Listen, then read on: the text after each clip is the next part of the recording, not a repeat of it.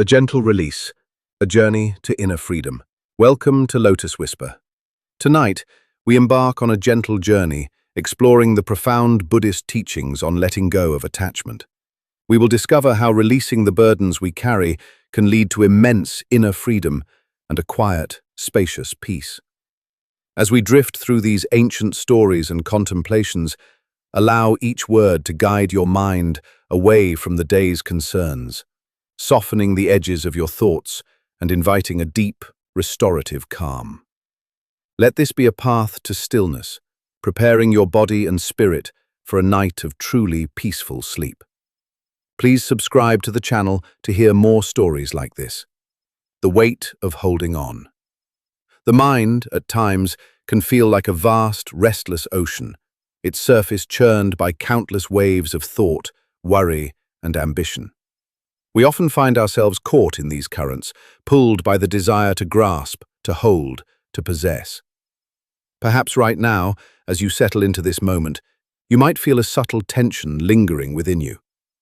It could be a tightness in your shoulders, a slight furrow in your brow, or simply a persistent hum of activity in your mind, replaying the day's events or anticipating tomorrow's demands. This feeling, this subtle agitation, is often born from the quiet, sometimes unnoticed, act of holding on. We cling to ideas of how things should be, to memories of how they were, to hopes for how they will be. We carry the weight of expectations, not just from others, but from ourselves. Each attachment, whether to a physical object, a cherished belief, a relationship, or even a particular outcome, adds a delicate, almost imperceptible burden to our spirit. Over time, these small weights accumulate, until we find ourselves walking through life feeling surprisingly heavy, even when there seems to be no obvious load. This is the quiet anxiety of attachment, a subtle unease that whispers, "What if I lose this? What if it changes? What if it's not enough?" It is a constant, low-level hum of resistance to the natural flow of life, a deep-seated fear of impermanence that keeps us tethered to the illusion of control. Imagine a traveler setting out on a long journey across a vast, beautiful landscape. In the crisp morning air, with the sun just beginning to warm the earth, the traveler felt light and eager. Their pack was modest, holding only the essentials: a simple bowl, a warm cloak, a small scroll of wisdom. The path ahead stretched wide and inviting, promising new sights, new sounds, new experiences.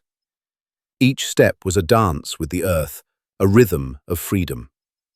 But as the journey unfolded, the traveler began to collect things: a particularly smooth stone, a vibrant feather, a beautifully carved wooden bird found in a village market. Then, a more substantial item, perhaps a finely woven blanket or a unique musical instrument. Each acquisition, at first, brought a fleeting moment of joy, a sense of enrichment. "This will make my journey better," they thought. "This will bring me comfort, or beauty, or knowledge."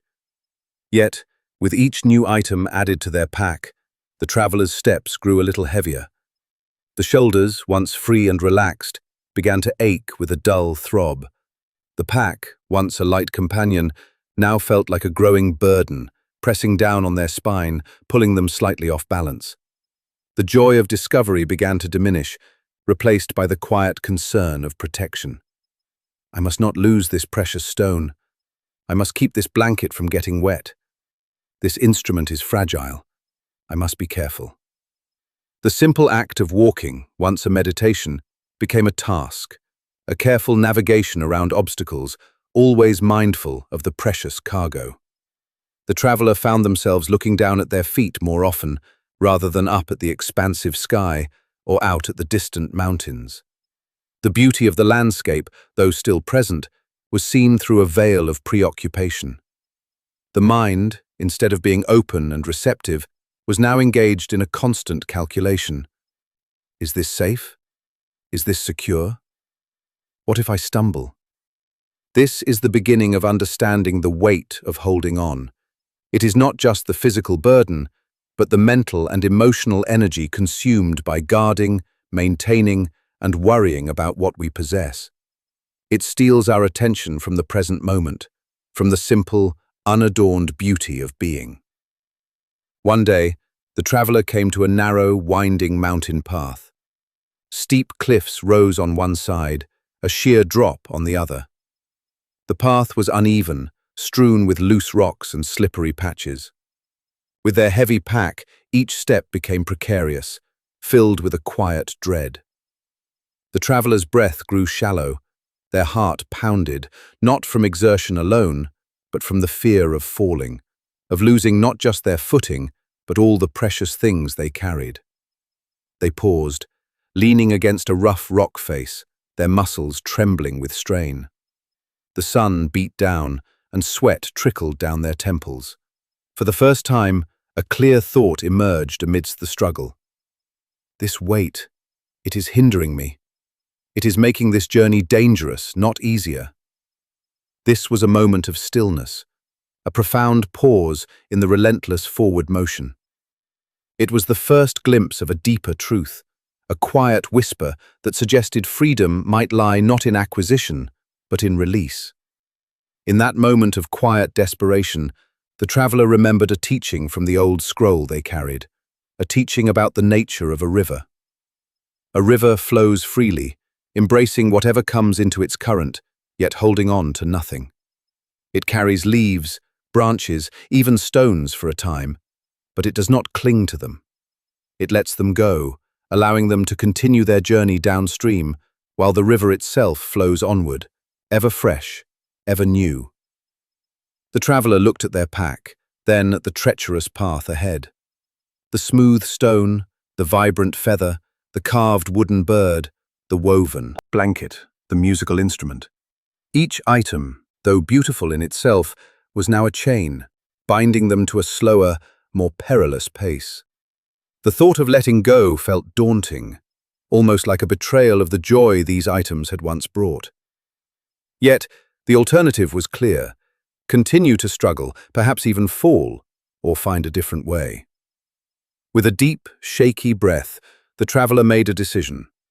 They unfastened their pack and carefully took out the smooth stone. It felt cool and heavy in their palm. They remembered the moment of finding it, the simple pleasure it had brought, but now it was a burden. With a gentle sigh, they placed it on a flat rock beside the path, a small offering to the mountain. A subtle shift occurred within them, a tiny loosening in their chest. Then came the feather, delicate and iridescent. They held it for a moment, recalling the bird's graceful flight. They released it to the wind, watching it dance away, a symbol of their own nascent freedom. With each item, the act became a little easier, a little more natural. The carved bird, the woven blanket, the musical instrument, each was placed down, not with regret, but with a growing sense of liberation. The traveler understood that these objects were not truly lost. Their essence, the memory of their beauty or utility, remained. But their physical weight and the mental weight of concern was gone. As the pack became lighter, a profound sense of relaxation began to spread through the traveler's body. The tension in their shoulders eased, their back straightened, and their breath deepened, becoming full and steady. They felt a lightness in their steps, a renewed agility. The treacherous path, though still challenging, no longer felt insurmountable. They could lift their gaze, seeing the breathtaking vistas once again, the distant peaks touched by the sun, the deep valleys shrouded in mist. The wind, once just a force to brace against, now felt like a gentle caress on their skin. The sounds of the mountain, the distant call of a bird, the rustle of leaves, became clearer, more vibrant. This physical release was mirrored by a mental one. The constant internal chatter about protecting their possessions quieted. The mind, once preoccupied, now found space to simply observe, to be present with each step, each breath. This process of letting go is not about renouncing the world or denying beauty. It is about releasing the clinging to things, the belief that our happiness or security depends on their presence or absence. It is about understanding that true freedom comes from within, from an unburdened spirit. Imagine yourself now feeling this same lightness. Picture anything that has been weighing on your mind, perhaps a worry about the future, a lingering resentment from the past, or a persistent need for things to be a certain way. Feel its subtle weight, its pressure on your thoughts, on your heart. Now, with each slow, deliberate exhale, imagine gently releasing it. It doesn't need to be a forceful act, but a soft, tender letting go, like opening your palm and allowing a feather to drift away on the breeze. Feel the tension in your body begin to soften, melting away with each breath. Your shoulders drop, your jaw relaxes, the muscles around your eyes smooth out. As the traveler continued their journey, unburdened, they found a deep, quiet joy in the simplicity of their existence. They walked with an open heart, ready to embrace whatever the path offered, without expectation or attachment. The sunset painted the sky in hues of orange and purple, and they watched it with a profound sense of peace, knowing that its beauty was not something to be owned, but simply to be experienced, to be received as a gift. The stars emerged one by one, filling the vast canvas of the night sky, and the traveler lay down, feeling utterly at peace, their body light, their mind clear. There was no need to guard anything, no need to worry about tomorrow, no need to cling to yesterday. There was only the gentle rhythm of their breath, the quiet embrace of the earth, and the boundless expanse of the night sky above. Allow this feeling of spaciousness and ease to wash over you now. Feel your body sinking deeper into the surface beneath you, supported and held. Let your breath become softer, slower, a gentle wave ebbing and flowing within you. Imagine any remaining thoughts, any lingering anxieties, gently detaching themselves from your mind, like leaves floating down a quiet stream, drifting further and further away until they are out of sight. You are not those thoughts. You are the stillness beneath them, the vast, calm expanse of your own being. There is nothing to hold on to, nothing to strive for, nothing to protect. Only this moment, this breath, this profound sense of release. Let the quiet wisdom of letting go cradle you, soothing every fiber of your being. Allow your eyelids to grow heavy, your muscles to relax completely, your mind to drift into a state of deep, effortless peace. Feel the gentle warmth of relaxation spreading through your body, from the tips of your toes to the crown of your head, inviting a profound and restorative sleep. You are safe, you are free, you are at peace. Let yourself sink into the quiet embrace of the night. As the traveler surrendered to the quiet embrace of the earth, a profound stillness settled within them. The gentle rhythm of their breath became one with the soft sigh of the night wind through distant pines. The stars, countless diamonds scattered across velvet, seemed to draw closer, their ancient light a silent lullaby. There was no need to guard anything, no need to worry about tomorrow, no need to cling to yesterday. There was only the gentle rhythm of their breath, the quiet embrace of the earth, and the boundless expanse of the night sky above. Yet, even in this deep peace, a faint echo of the past lingered. Not as a burden, but as a subtle memory, a whisper from the journey just ended. The traveler, now truly at rest, could reflect on the nature of the weight they had carried. It wasn't merely the physical heft of the objects in their pack. No, the true burden had been the story they told themselves about those objects, the story of their value, their necessity, their power to bring comfort or joy. It was the constant internal dialogue of protection, the fear of loss, the subtle anxiety that pulsed beneath the surface of every step. Even after the objects were placed gently by the path, a ghost of that old tension remained for a short while, a habit of the mind to grasp, to categorize, to define. This subtle mental clinging this quiet resistance to the flow of change, was the deeper layer of attachment they had begun to unravel. It is a common human experience, this quiet anxiety. We often confuse the things we possess with our own worth, our own identity. We believe that if we accumulate enough, achieve enough, hold on tightly enough, we will finally be secure, finally be happy. But the truth, as the traveler was now discovering, is that each act of clinging, each desperate grasp, only tightens the knot of inner tension. It's like trying to hold water in your hands. The tighter you squeeze, the more it slips away, leaving only the ache of effort. The objects themselves are neutral, innocent. It is our relationship to them, our attachment to them, that creates the suffering.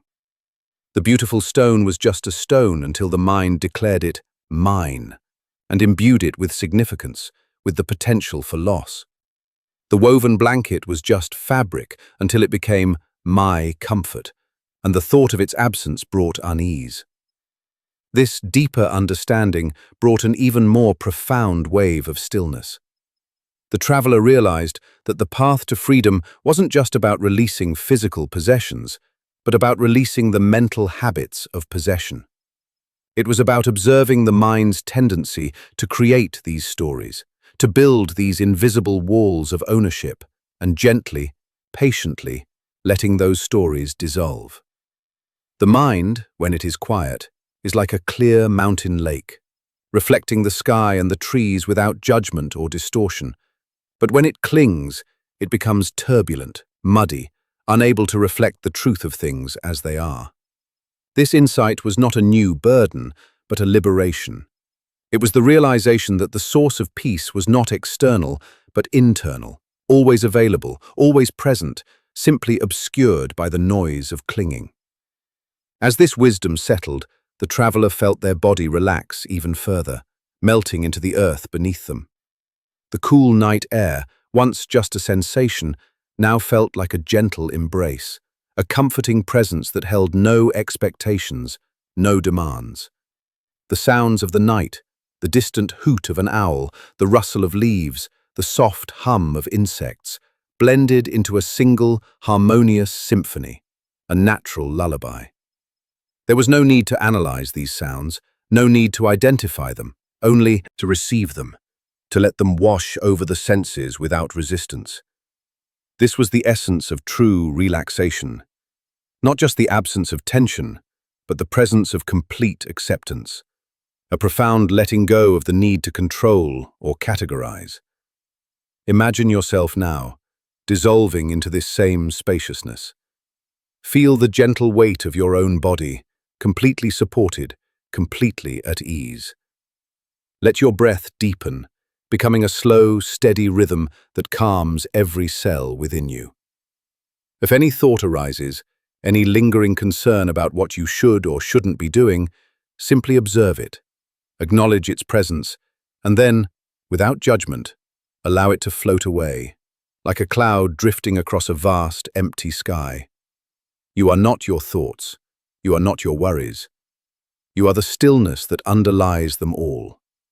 You are the vast, open sky itself, boundless and free. The traveler, in their deep contemplation, understood that true freedom was not an achievement, but a recognition. It was the recognition that they were already free, always had been. The burdens were self-imposed, products of a mind that had forgotten its own vastness. The path, once a struggle, was now simply the unfolding of life, to be walked with an open heart and an unburdened spirit. They realized that even the desire for this peace, this freedom, could become an attachment if held too tightly. The ultimate release was to let go even of the idea of letting go, simply to be, without striving, without effort.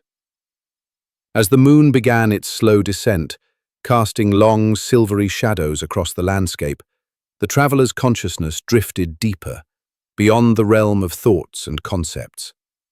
They were no longer a traveler with a name or a history, but simply a presence, merging with the quiet pulse of the universe. The boundaries of their body softened, dissolving into the cool night air, into the solid earth, into the twinkling starlight. There was no separation, no distinction between inside and outside, self and other. Only a vast, boundless peace.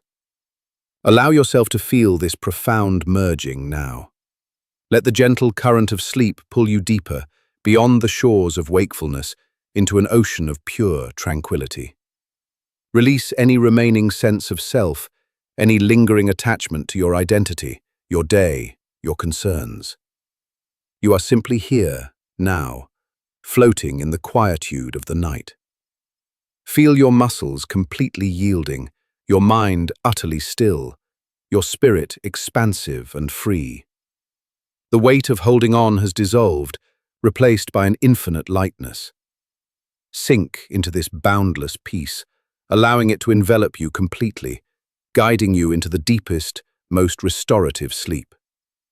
Let go, let go, let go, and simply be. The illusion of possession. Tonight, we turn our attention to another layer of what we carry, a subtle weight that often goes unnoticed until it begins to chafe and restrict our spirit. It is the illusion of possession, the deeply ingrained belief that we truly own anything in this fleeting world. Perhaps, as you settle into this moment, you might feel a faint flicker of concern about something you value. It could be a cherished object, a home, a reputation, or even a particular idea about your future. This feeling, this quiet vigilance, is the mind's way of trying to grasp, to hold tightly to what it perceives as its own. We invest so much of ourselves, our energy, our hopes into these things, believing that they are extensions of who we are, or that they are essential for our happiness and security. This belief, however comforting it may seem on the surface, often brings with it a subtle undercurrent of anxiety. Think of the constant effort involved in maintaining, protecting, and worrying about what we call ours. The beautiful car needs cleaning and repairs. The beloved home requires upkeep and vigilance against decay. Even our good name, our reputation, demands careful cultivation and defense against criticism. This constant striving, this quiet tension of trying to control what is inherently uncontrollable, creates a restless hum within us. It's the fear that something might break, be lost, be stolen, or simply change beyond our recognition. This fear can manifest as a tightness in the chest, a clenching of the jaw, or a persistent stream of what-if thoughts that keep the mind from truly resting. We become like a sentinel, perpetually on guard, believing that our happiness depends on the unwavering presence and perfect condition of our possessions, both tangible and intangible. This is the anxiety of believing in possession, a subtle but pervasive unease that prevents us from fully experiencing the freedom of the present moment.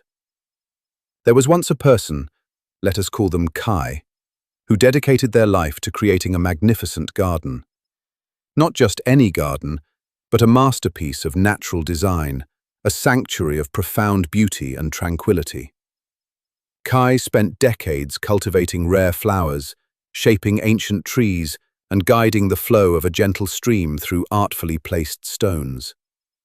Every detail was a reflection of their vision, their patience, their love. The garden became Kai's pride, their joy, their very identity. Visitors would come from far and wide, marveling at its serene perfection, whispering tales of its unparalleled beauty. Kai would listen to their praise with a quiet smile, a deep sense of satisfaction warming their heart. "This is my garden," they would think, "the culmination of my life's work." At first, this sense of ownership brought immense pleasure. Kai felt a profound connection to every leaf, every petal, every ripple in the stream. But slowly, subtly, a shadow began to creep into their joy. With ownership came responsibility, and with responsibility, worry. A sudden frost would send Kai scrambling to cover delicate plants. A prolonged drought would fill them with dread, as they tirelessly watered and nursed their precious flora. A single wilting flower, a misplaced stone, a leaf carried away by the wind. Each small imperfection became a source of quiet distress. Kai found themselves constantly inspecting, adjusting, protecting. The garden, once a source of effortless joy, began to feel like a demanding master. Their sleep became lighter, disturbed by dreams of storms or pests. Their mind, instead of resting in the garden's beauty, was perpetually calculating risks, planning defenses, and lamenting the inevitable march of time and decay. One day, an old Zen master, known for their deep wisdom and serene presence, visited Kai's garden. The master walked slowly, taking in every detail with a calm, appreciative gaze. Kai, eager for praise, walked beside them, pointing out rare species, explaining the intricate design. "Master," Kai finally said, "is it not magnificent? I have poured my entire life into creating this perfection. It is truly my greatest achievement." The master stopped by a vibrant cherry tree, its blossoms a delicate cloud of pink against the blue sky.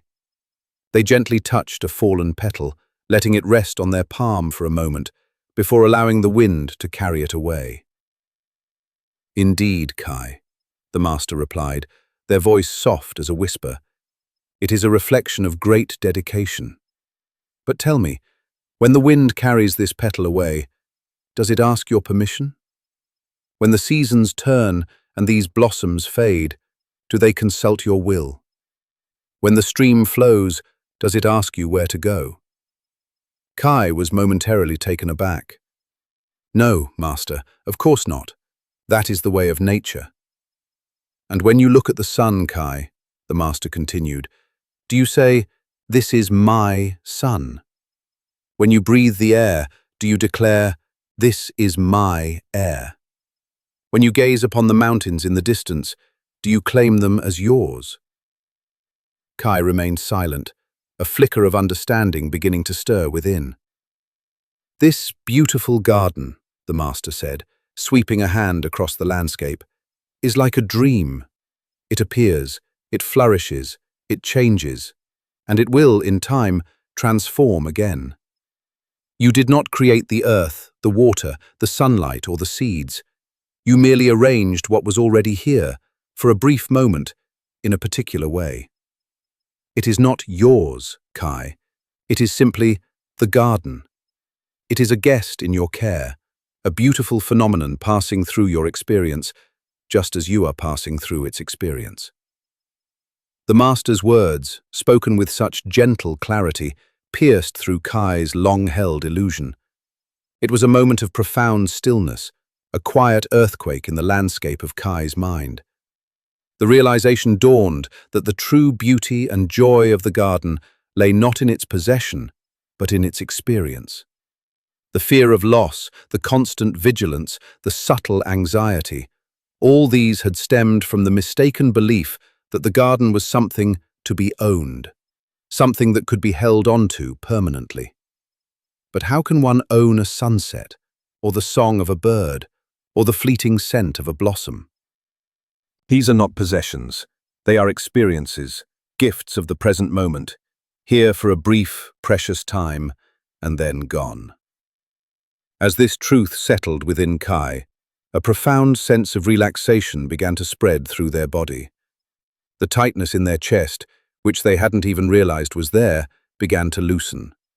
Their shoulders dropped, their jaw softened, and the furrow in their brow smoothed away. The garden, which had felt like a heavy responsibility, now appeared before them with a renewed, effortless beauty. They could see the individual dewdrop clinging to a spiderweb, shimmering in the morning light, without immediately thinking, "I must protect this." They could hear the rustle of leaves in the breeze without worrying about a falling branch. The garden was simply there, in all its vibrant, ever-changing glory, and Kai was simply there with it, an observer, a participant, but no longer its anxious owner. This shift in perspective was not about detachment in the sense of indifference. It was about a deeper, more profound connection, one free from the grasping hand of ownership. When we release the illusion of possession, we free ourselves from the burden of maintaining the unmaintainable, controlling the uncontrollable.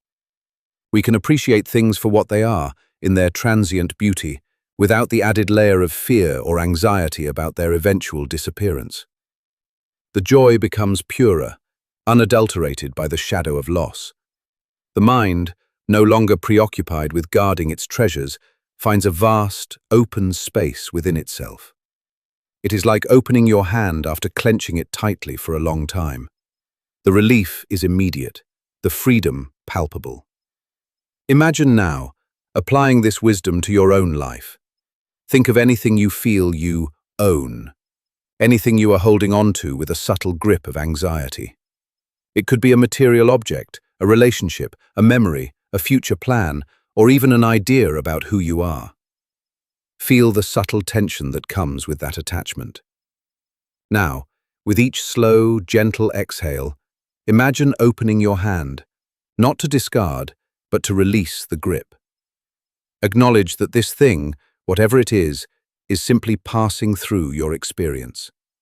It is a guest, a beautiful phenomenon, here for a time, then moving on. You are not its owner, you are its witness, its temporary caretaker, its appreciative observer. As you gently release this illusion of possession, feel the corresponding release in your body.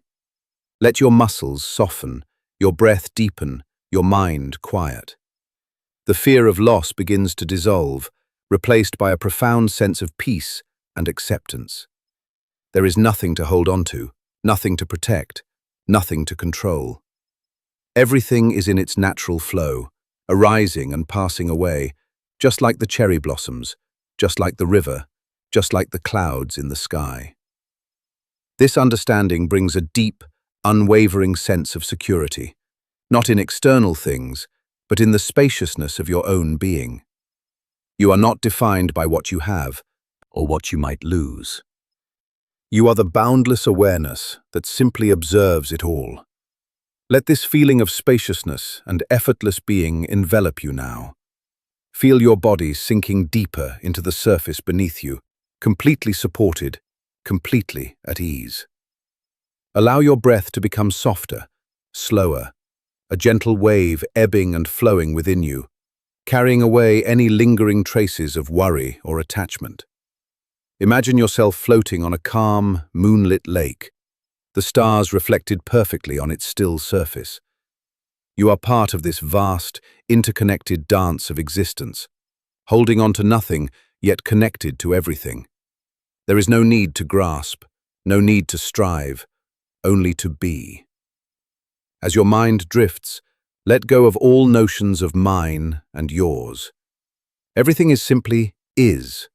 The air you breathe, the warmth you feel, the quiet sounds around you. They are not yours to possess, but gifts to experience. Allow your eyelids to grow heavy, your muscles to relax completely, your mind to dissolve into this profound state of non-possession. Feel the gentle current of sleep pulling you deeper, beyond the shores of wakefulness, into an ocean of pure tranquility. You are safe, you are free, you are at peace. Let yourself sink into the quiet embrace of the night, unburdened by the illusion of possession, drifting into the deepest, most restorative sleep. You are simply here, now, floating in the quietude of the night. As your mind drifts, let go of all notions of mine and yours. Everything simply is.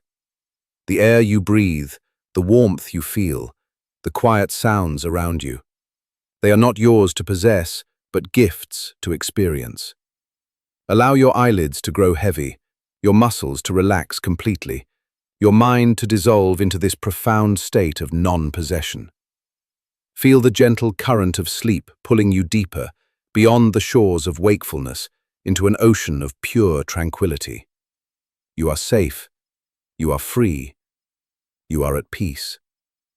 Let yourself sink into the quiet embrace of the night, unburdened by the illusion of possession, drifting into the deepest, most restorative sleep. The morning light, soft and diffused, eventually found Kai, who awoke feeling lighter than they had in years. The garden, bathed in the gentle glow of dawn, seemed to shimmer with a new, ethereal beauty. Every leaf, every flower, every stone was vibrant, alive, yet Kai looked upon it without the familiar pang of proprietary anxiety. The master's words had truly taken root. Kai understood now that the garden was not theirs to own, but theirs to cherish, to tend, to witness. The subtle shift was profound. The fear of a wilting blossom or a stray weed no longer held the same power. These were simply natural occurrences, part of the garden's ever-changing dance. Kai could now appreciate the transient perfection of a dewdrop on a petal, knowing it would soon evaporate, without wishing it would stay. This acceptance brought a profound and effortless joy. This illusion of possession is deeply woven into the fabric of our human experience, reinforced by countless messages from the world around us. From childhood, we are taught to identify with what we have: my toy, my room, my friends. As we grow, this extends to my career, my reputation, my achievements, my beliefs. We build our identities around these external markers, creating a fortress of self that we then feel compelled to defend and protect. The more we accumulate, the stronger this fortress seems. Yet, paradoxically, the more vulnerable we become to the inevitable forces of change and loss. Each brick of possession we lay down, each claim of ownership we make, adds another point of potential anxiety, another source of future suffering. We become like the gardener who believes they own the rain and then suffers when it does not fall, or when it falls too heavily. But the truth, as the Zen master gently revealed to Kai, is that nothing is truly ours.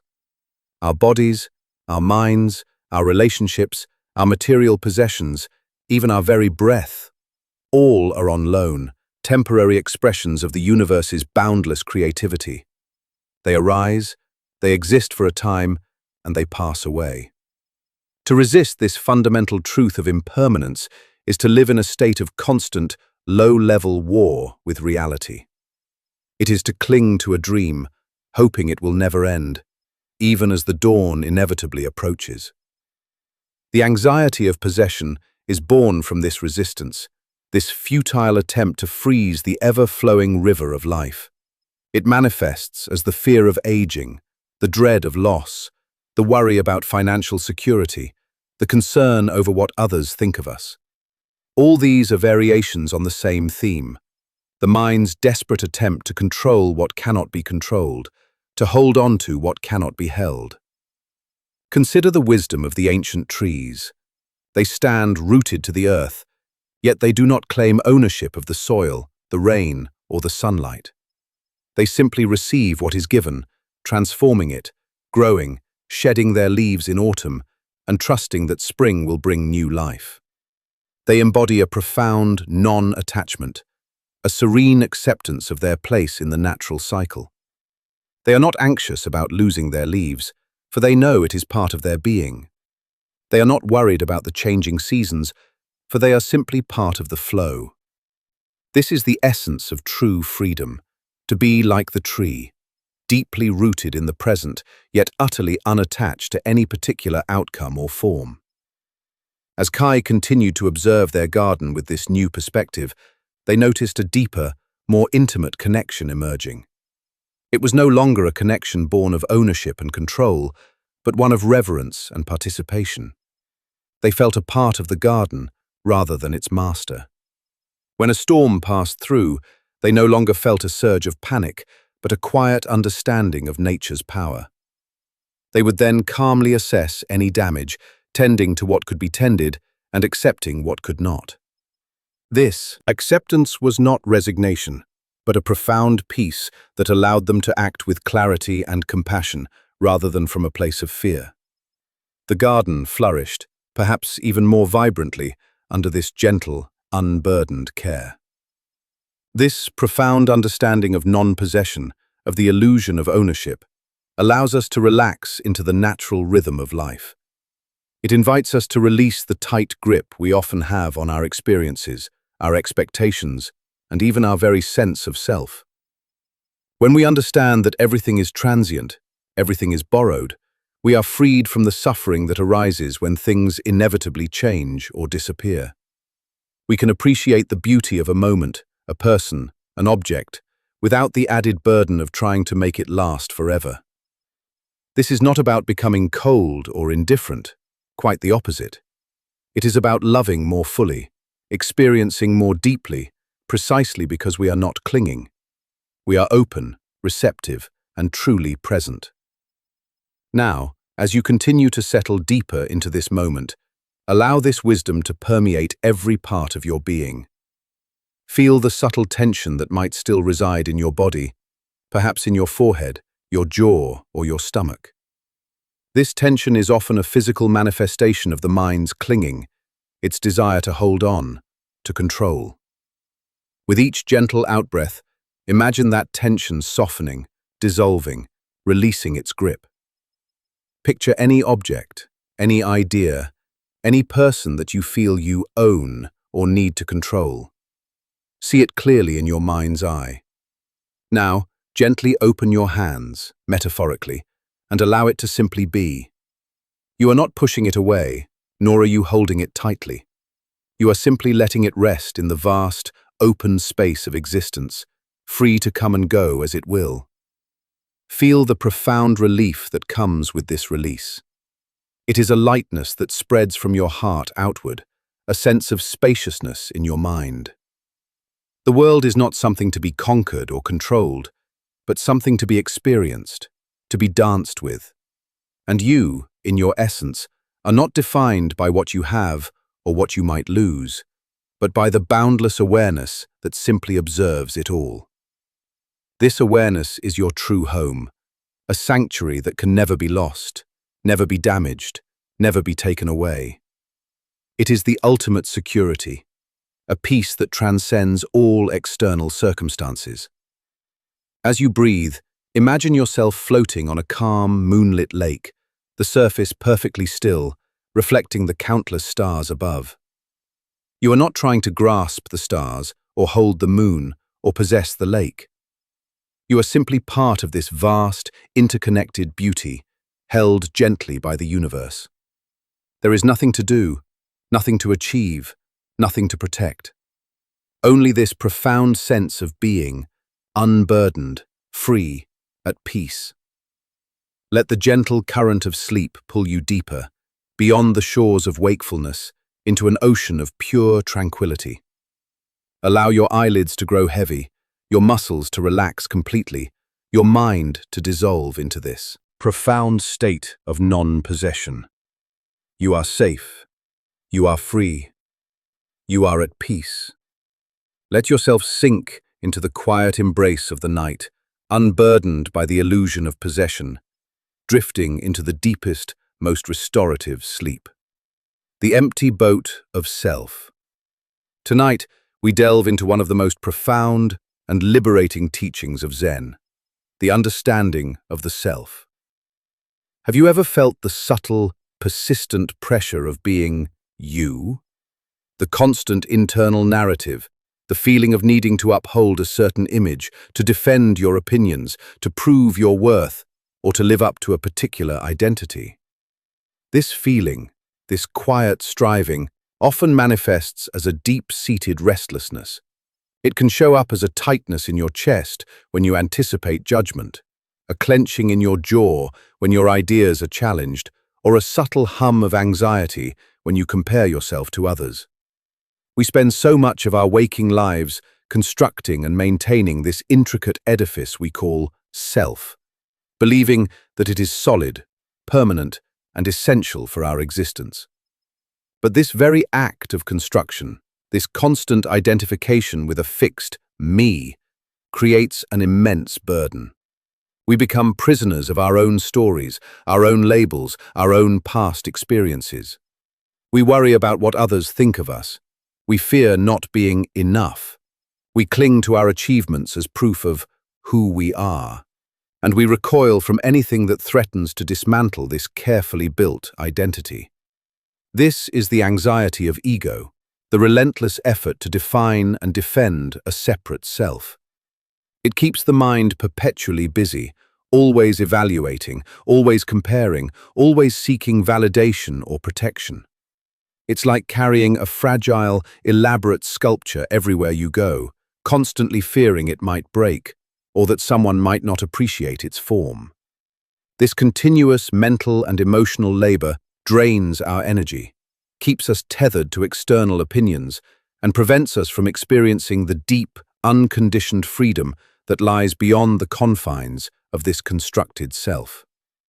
Imagine a man, a scholar perhaps, known for his meticulous nature and his prized possessions. He owned a beautiful hand-carved boat, which he cherished deeply. One day, he was rowing his boat across a wide, serene lake, enjoying the quiet solitude. The surface of the water was like glass, reflecting the clear sky above. Suddenly, from around a bend in the reeds, another boat drifted into view. It was empty, untended, simply floating with the gentle current. The empty boat slowly, almost imperceptibly, drifted closer and closer, until, with a soft bump, it collided with the scholar's cherished vessel. At first, the scholar felt a surge of irritation. Careless, he thought. Who would leave their boat adrift like this, to damage another's? He felt a prickle of anger, a sense of injustice. He imagined the negligent owner, perhaps lounging on the shore, oblivious to the trouble they were causing. He was ready to shout, to admonish, to demand an apology. His muscles tensed, his brow furrowed, his breath hitched. The peace of the lake was shattered by his internal storm. But then, as he looked closer, he saw that the boat truly was empty. There was no one inside, no negligent owner, no careless rower, just an empty vessel, moved by the wind and the current. In that instant, his anger vanished. The irritation dissolved. There was no one to blame, no one to be angry at. The collision was simply an event, a neutral happening. He simply nudged the empty boat away, and the quiet peace of the lake returned, both externally and within him. This simple tale, a classic Zen koan, holds a profound truth about the nature of our suffering and the illusion of self. The anger, the irritation, the sense of injustice, these did not arise from the collision itself. The collision was a neutral event. They arose from the scholar's projection of a self onto the other boat, a self with intention, with carelessness, with blame. When he realized the boat was empty, the projection dissolved, and with it, the anger. Now, consider this. What if your boat, the vessel of your own being, were also empty? What if the self you so diligently protect and defend, the you that feels hurt by criticism, or proud of praise, or anxious about the future, what if that too, in its deepest essence, were empty? Not empty in the sense of being nothing or non-existent, but empty of a fixed, separate, permanent, defensible core. Empty of the need to be defined, to be upheld, to be constantly validated. This is the profound stillness that the koan invites us to contemplate. If there is no fixed self to be offended, no solid ego to be bruised, no definitive identity to be threatened, then what happens when the empty boats of the world collide with you? When someone offers a harsh word, when a plan goes awry, when circumstances change unexpectedly? If you perceive yourself as an empty boat, without a fixed captain or crew, then there is no one there to take it personally. There is no one there to be angry, no one to feel hurt, no one to blame. There is only the event, the bump, the ripple on the water, which then passes. This understanding is not about becoming unfeeling or indifferent. It is about releasing the immense burden of maintaining a separate, vulnerable self. Think of the freedom, that comes from knowing there is no you to be judged, no you to fail, no you that needs to be constantly improved or defended. The scholar's anger vanished not because he suppressed it, but because the condition for anger, the belief in a blameworthy other, dissolved. Similarly, when we see our own boat as empty, the conditions for anxiety, fear, and self-doubt begin to dissolve. As this profound truth settles within you, feel a deep sense of relaxation begin to spread through your body. The constant tension of being someone starts to soften. Imagine the muscles in your face, particularly around your eyes and jaw, gently releasing their grip. The shoulders, which often carry the weight of self-importance and responsibility, begin to drop, easing away from your ears. Your breath, which might have been shallow and quick, deepens and slows, becoming a gentle, steady rhythm. This physical release is a direct reflection of the mental letting go of the ego's demands. When you release the need to be a fixed self, you are no longer a target. Criticism passes through you like wind through an open window. Praise, though pleasant, does not inflate you, for there is no you to be inflated. You become spacious, open, fluid, like the empty boat drifting on the lake, simply moving with the currents of life without resistance or personal agenda. This is not a state of apathy, but a state of profound peace and responsiveness. You can engage with the world fully, compassionately, and effectively, precisely because you are not caught in the drama of myself versus yourself. This liberation from the fixed idea of self allows for an immense expansion of consciousness. The boundaries between me and not me begin to blur. You realize that the self you thought you were is merely a collection of thoughts, memories, and sensations, constantly changing, constantly flowing. It is like a river that appears to be a solid entity, but is in fact just a continuous movement of water. There is no permanent river apart from its flowing. Similarly, there is no permanent self apart from the continuous flow of experience. As you embrace this spaciousness, feel your mind becoming quiet, like the surface of the lake after the empty boat has drifted away. The incessant chatter of the ego, the comparisons, the judgments, the worries about me, they all begin to subside. There is no need to prove anything, no need to protect anything, no need to become anything other than what you already are. Boundless, open awareness. This is your true nature, unconditioned, unburdened, and utterly free. Imagine yourself now as an empty boat. Not a boat that is broken or lost, but a boat that is perfectly whole, perfectly present, yet free of any fixed identity or intention. You are simply floating, carried by the gentle currents of existence.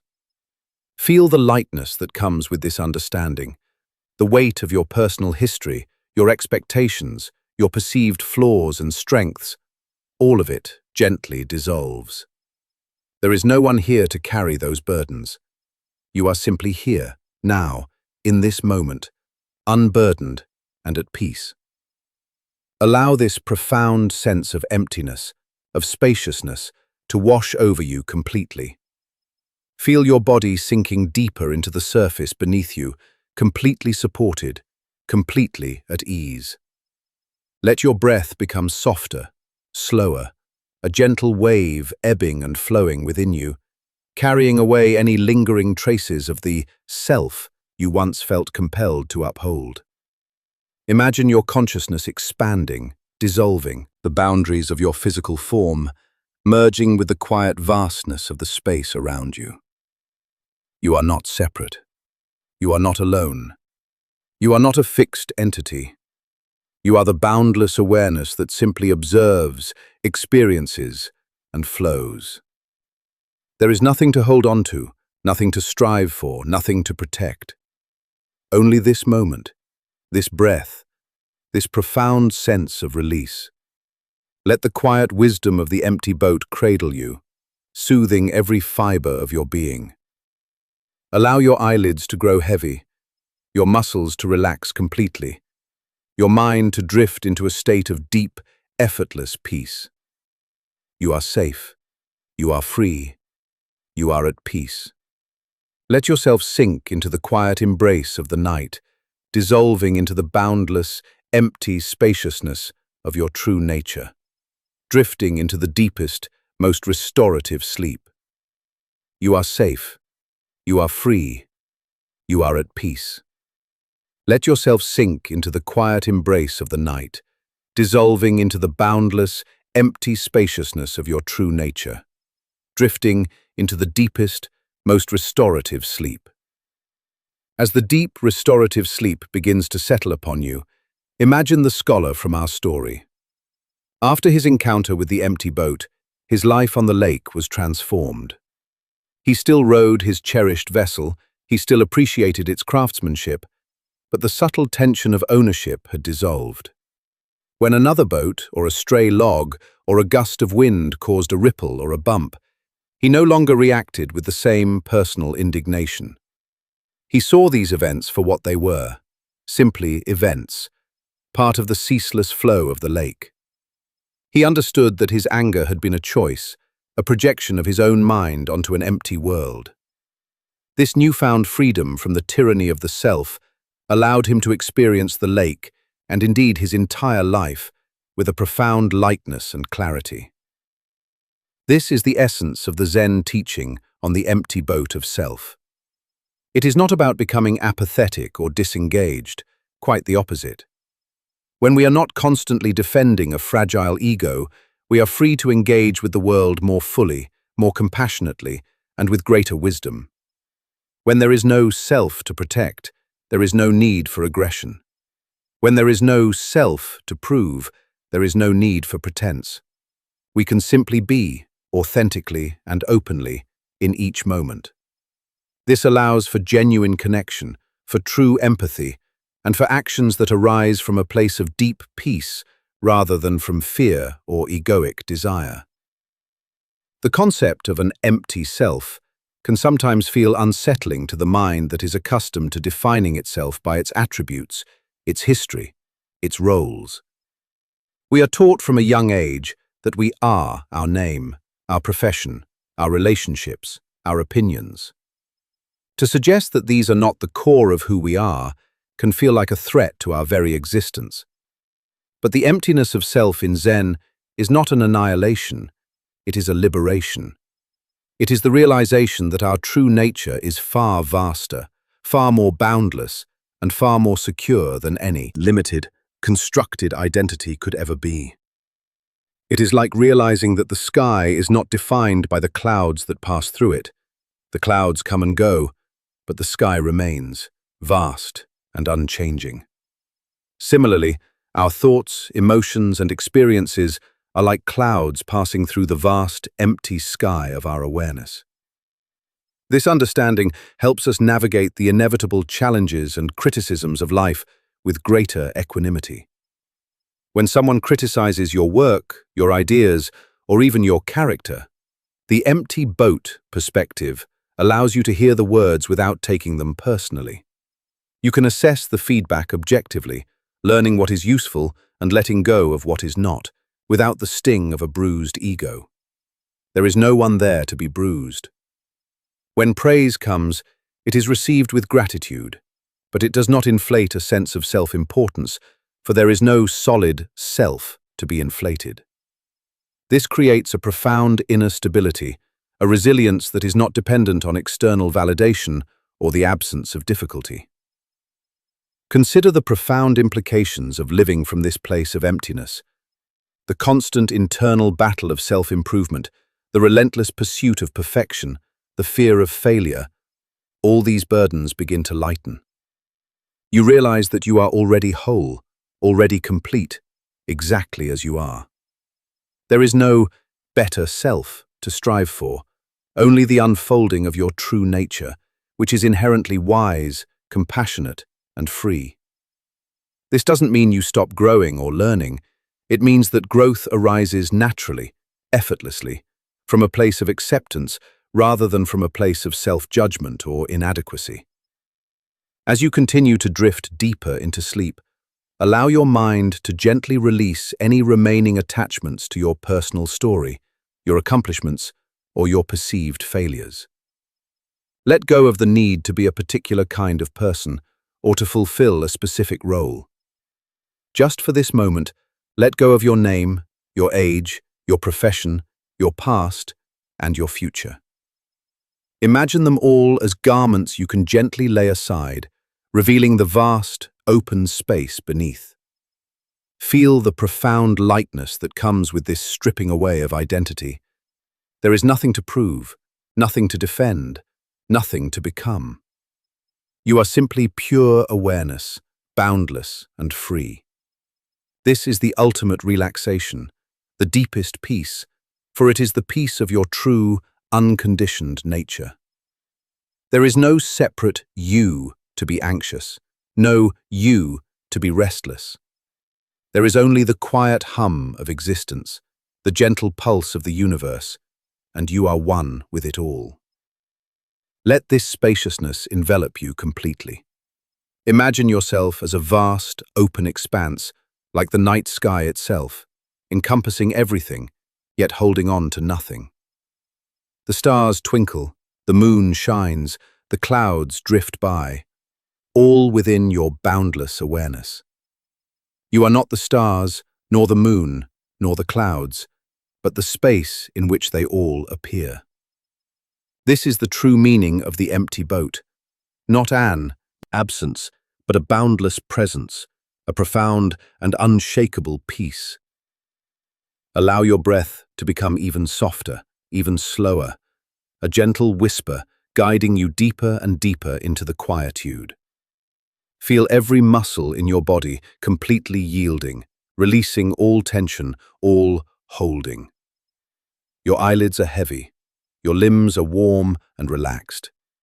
The world of form and identity fades into the background, replaced by an infinite, soothing silence. Sink into this silence, this profound emptiness that is full of everything, this peace that knows no bounds. You are dissolving into the very essence of rest, into the heart of pure being. Let go, let go, let go, and simply be, carried by the gentle current of the universe into the deepest, most peaceful sleep. The flow of expectations. Tonight, we turn our attention to another subtle yet powerful source of inner turbulence, our attachment to expectations. Have you ever noticed how often your mind is preoccupied with how things should be, rather than simply accepting how they are? This constant mental comparison between reality and our desired outcome often creates a quiet but persistent anxiety. It might manifest as a feeling of disappointment when plans don't unfold perfectly, a subtle irritation when others don't meet your unspoken standards, or a deep-seated worry about the future, fearing that your hopes might not be realized. This relentless striving for a particular outcome, this clinging to a specific vision of how life ought to be, keeps the mind in a perpetual state of tension. We invest so much emotional energy in our expectations. We anticipate joy, success, comfort, or validation, and when reality deviates, even slightly, from these mental blueprints, we experience a sense of frustration, sadness, or even anger. This is the anxiety of expectation, the subtle but pervasive unease that whispers, "What if it doesn't happen? What if it's not good enough? What if I'm let down?" It keeps us mentally projecting into the future or replaying past scenarios rather than fully inhabiting the richness of the present moment. Our minds become like a river trying to force its way through a dam, constantly pushing against what is rather than flowing freely with what arises. This constant resistance to the natural flow of life drains our energy, clouds our perception, and prevents us from finding true peace in the simplicity of what is. Imagine a skilled archer, renowned throughout the land for their unwavering focus and their remarkable ability to hit the bullseye. They practiced tirelessly, honing their technique, perfecting their stance, their draw, their release. For many years, the archer competed in tournaments, always with a clear goal in mind: to win, to achieve perfection, to uphold their reputation. Each competition was a crucible of expectation. Before each shot, the archer would visualize the arrow striking the center, feel the surge of victory, anticipate the applause. This intense focus on the outcome, while driving their success, also brought with it immense pressure. Before a major tournament, the archer would often feel a knot of tension in their stomach. Their sleep would be restless, filled with imagined triumphs and dreaded failures. During the competition itself, their mind would race, analyzing every potential variable, every possible flaw. If a shot was slightly off, a wave of self-criticism would wash over them, followed by a desperate resolve to do better, to meet the expectation they had set for themselves. The joy of the sport itself, the simple act of drawing the bow and releasing the arrow, became overshadowed by the weight of anticipated results. The archer was always striving, always pushing, never fully at ease, even in victory.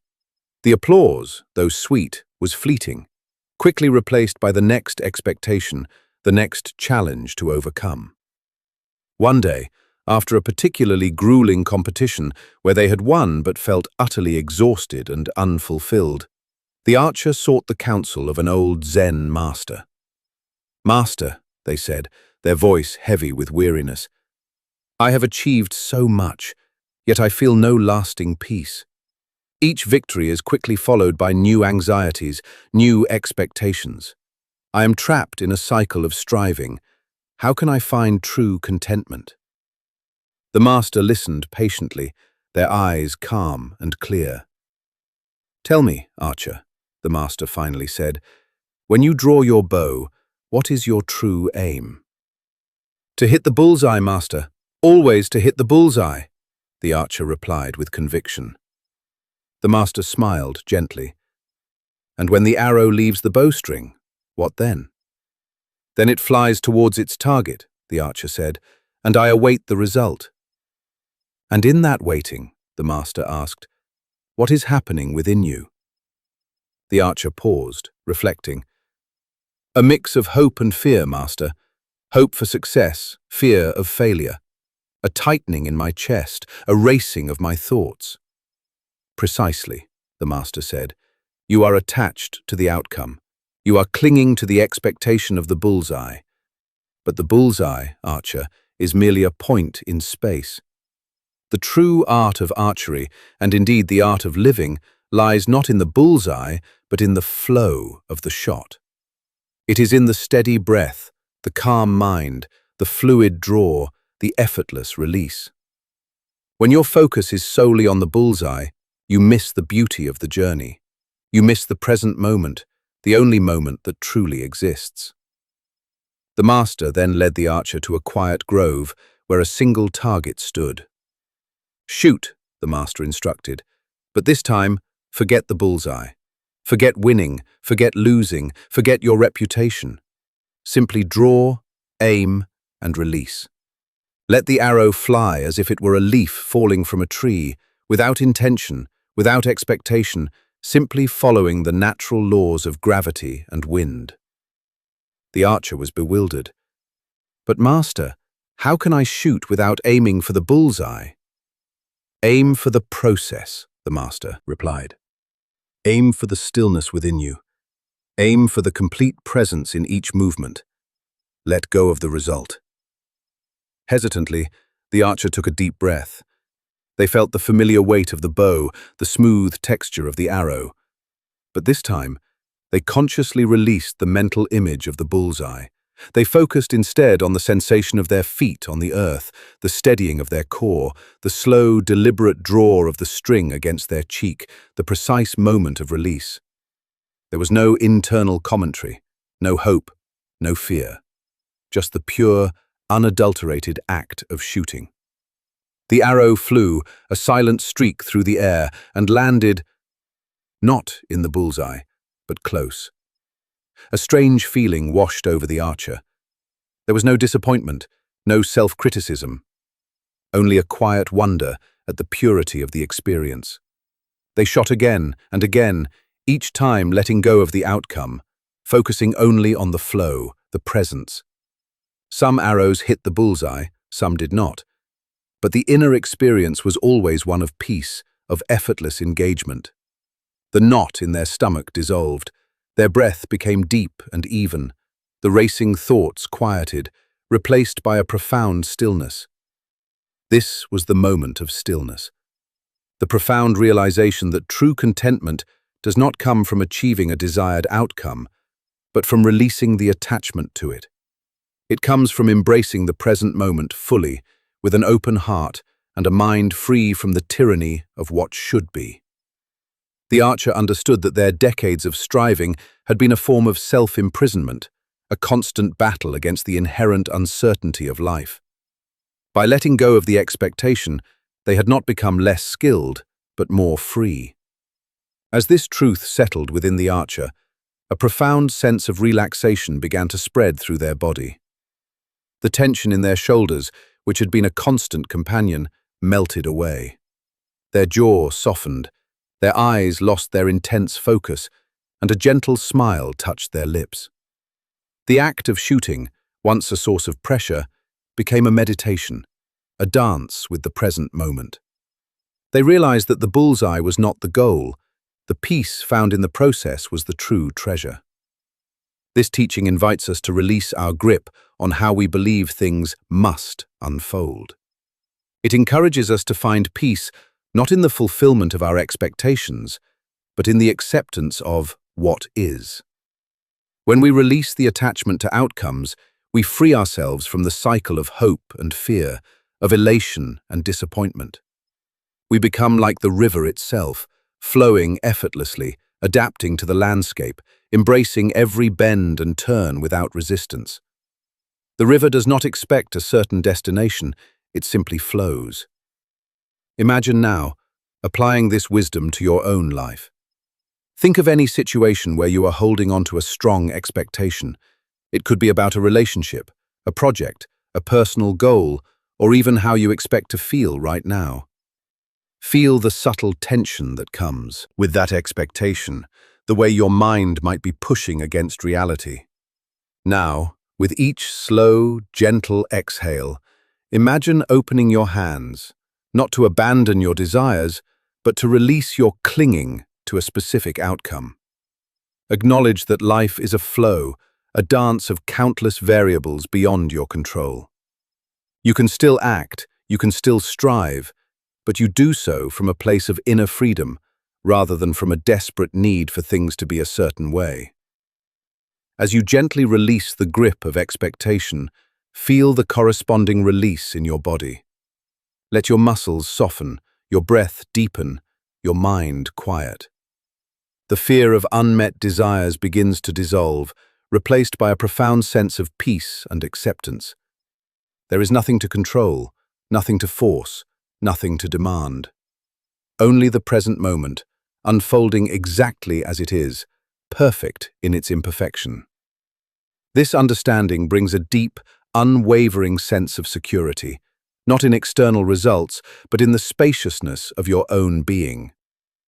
You are not defined by what you achieve or what you fail to achieve. You are the boundless awareness that simply observes it all, flowing with life rather than resisting it. Let this feeling of spaciousness and effortless being envelop you now. Feel your body sinking deeper into the surface beneath you, completely supported, completely at ease. Allow your breath to become softer, slower, a gentle wave ebbing and flowing within you, carrying away any lingering traces of expectation or disappointment. Imagine yourself floating on a calm, moonlit river, the current gently guiding you. You are not trying to steer, not trying to reach a specific destination. You are simply allowing yourself to be carried, trusting the flow, embracing whatever arises along the way. As your mind drifts, let go of all notions of should and must. Everything simply is. The air you breathe, the warmth you feel, the quiet sounds around you. They are not yours to control, but gifts to experience. Allow your eyelids to grow heavy, your muscles to relax completely, your mind to dissolve into this profound state of non-expectation.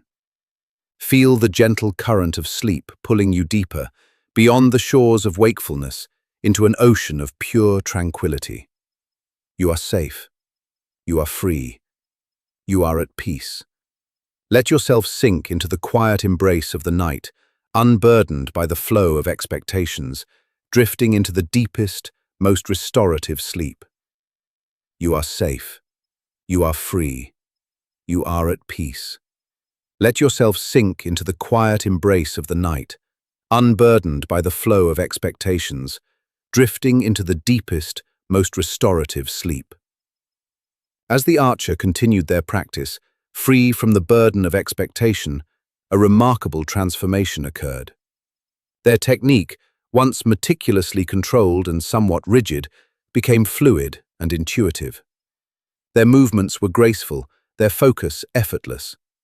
The arrows, released from a place of inner stillness, often found their mark with surprising precision, not because the archer was striving for it, but because their mind and body were in perfect harmony with the act itself.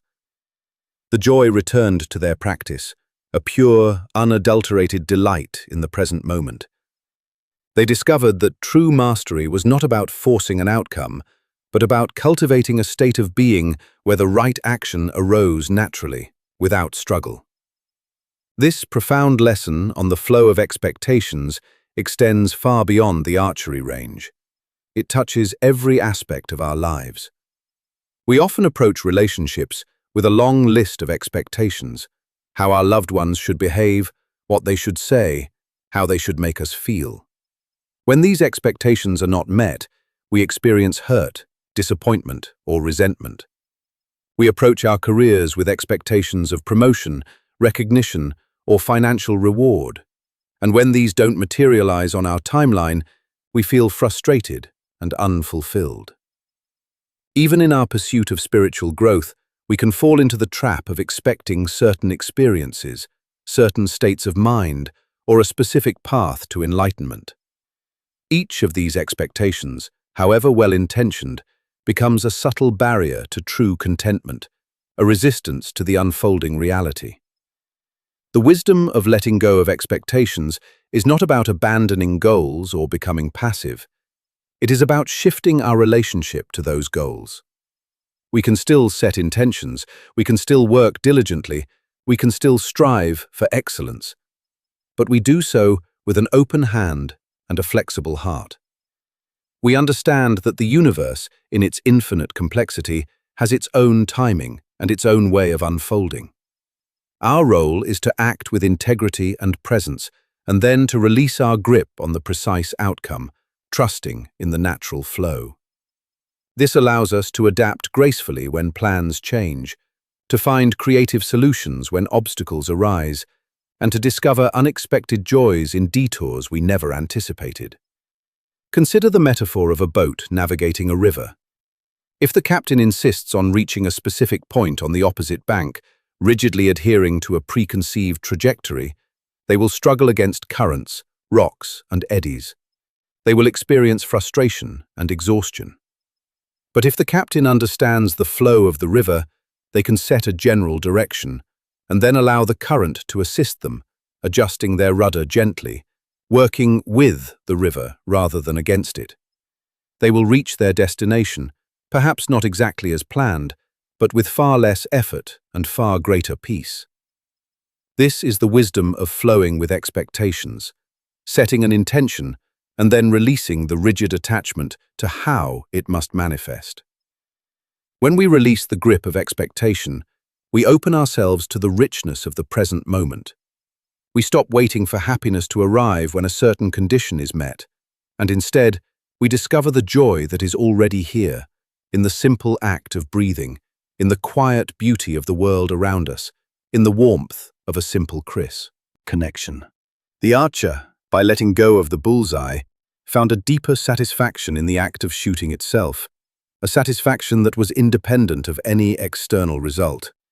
Similarly, we can find profound contentment in the process of living, regardless of whether our specific expectations are met. This practice of releasing expectations is a continuous one, a gentle cultivation of presence and acceptance. It requires us to observe our minds, to notice when we are clinging to a desired future or resisting the present reality. When you catch yourself thinking, "This shouldn't be happening," or "I should be feeling differently," pause, take a deep breath, and gently, consciously release that expectation. Allow yourself to be fully present with what is, without judgment, without resistance. This simple act creates an immediate shift, bringing a wave of calm and clarity. As you continue to settle deeper into this moment, allow this wisdom to permeate every part of your being. Feel any remaining subtle tensions in your body, perhaps in your forehead, your jaw, or your stomach. These tensions are often physical manifestations of the mind's clinging to expectations, its desire to control the uncontrollable. With each gentle outbreath, imagine that tension softening, dissolving, releasing its grip. Picture any situation where you are holding on to a strong expectation. See it clearly in your mind's eye. Now, gently open your hands, metaphorically, and allow the situation to simply unfold as it will. You are not abandoning your hopes, but releasing your demand that they be met in a specific way. Feel the profound relief that comes with this release. It is a lightness that spreads from your heart outward, a sense of spaciousness in your mind. The world is not something to be wrestled into submission, but something to be experienced, to be danced with. And you, in your essence, are not defined by what you achieve or what you fail to achieve, but by the boundless awareness that simply observes it all, flowing with life rather than resisting it. This awareness is your true home, a sanctuary that can never be lost, never be damaged, never be taken away. It is the ultimate security, a peace that transcends all external circumstances. As you breathe, imagine yourself flowing like a calm, wide river, moving effortlessly towards the vast, open sea. You are not trying to push the water or control its direction. You are simply allowing yourself to be carried, trusting the natural current, embracing every bend and turn along the way. There is nothing to do, nothing to achieve, nothing to protect. Only this profound sense of being, unburdened, free, at peace. Let the gentle current of sleep pull you deeper, beyond the shores of wakefulness, into an ocean of pure tranquility. Allow your eyelids to grow heavy, your muscles to relax completely, your mind to dissolve into this profound state of non-expectation. You are safe, you are free, you are at peace. Let yourself sink into the quiet embrace of the night, unburdened by the flow of expectations, drifting into the deepest, most restorative sleep. Releasing the past, embracing the now. Tonight, we turn our attention to another powerful form of attachment that often keeps our minds restless and our hearts heavy. The attachment to the past. Have you ever found yourself replaying old conversations, reliving past hurts, or clinging to cherished memories, wishing things could have been different, or longing for what once was?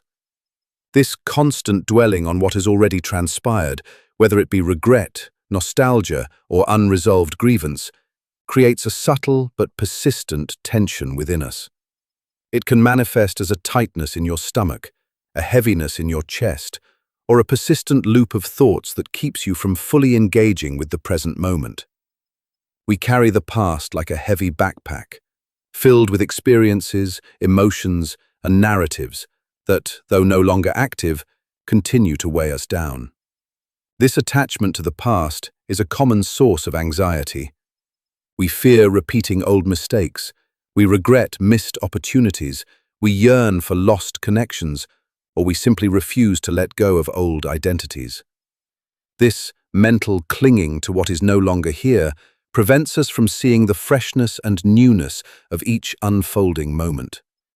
Our minds become like a dusty attic, cluttered with old relics, rather than an open, spacious room ready for new light. The energy we expend on reliving or resisting the past is energy diverted from living fully in the now. This continuous mental time travel drains our vitality, clouds our perception, and prevents us from finding true peace in the simplicity of what is. It's the quiet anxiety of believing that the past defines us, or that we can somehow change what has already happened. Imagine two monks, Tanzan and Aikido, traveling together on a pilgrimage. They were bound by their vows to live simply, to practice mindfulness, and to avoid unnecessary worldly entanglements. Their path led them through villages and forests, over mountains and across rivers. One day, as they approached a village, they came upon a swollen river, made turbulent by recent rains.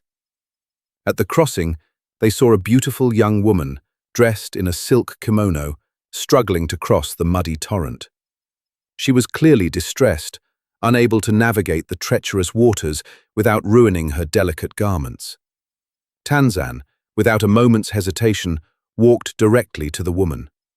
He gently offered his help, lifted her into his arms, and carried her effortlessly across the muddy river. He then set her down safely on the other side, bowed respectfully, and continued on his way with Aikido. Aikido, the younger monk, was stunned. He watched the entire scene unfold with a mixture of surprise and disapproval. Their monastic rules strictly forbade physical contact with women, especially one so elegantly dressed. He felt a surge of discomfort, a quiet indignation that Tanzan had so blatantly disregarded their vows. For the rest of the day, as they continued their journey, Aikido walked in silence, his mind churning. He replayed the scene over and over again. How could Tanzan do that, he thought. It was against our rules. It was inappropriate. He should have known better.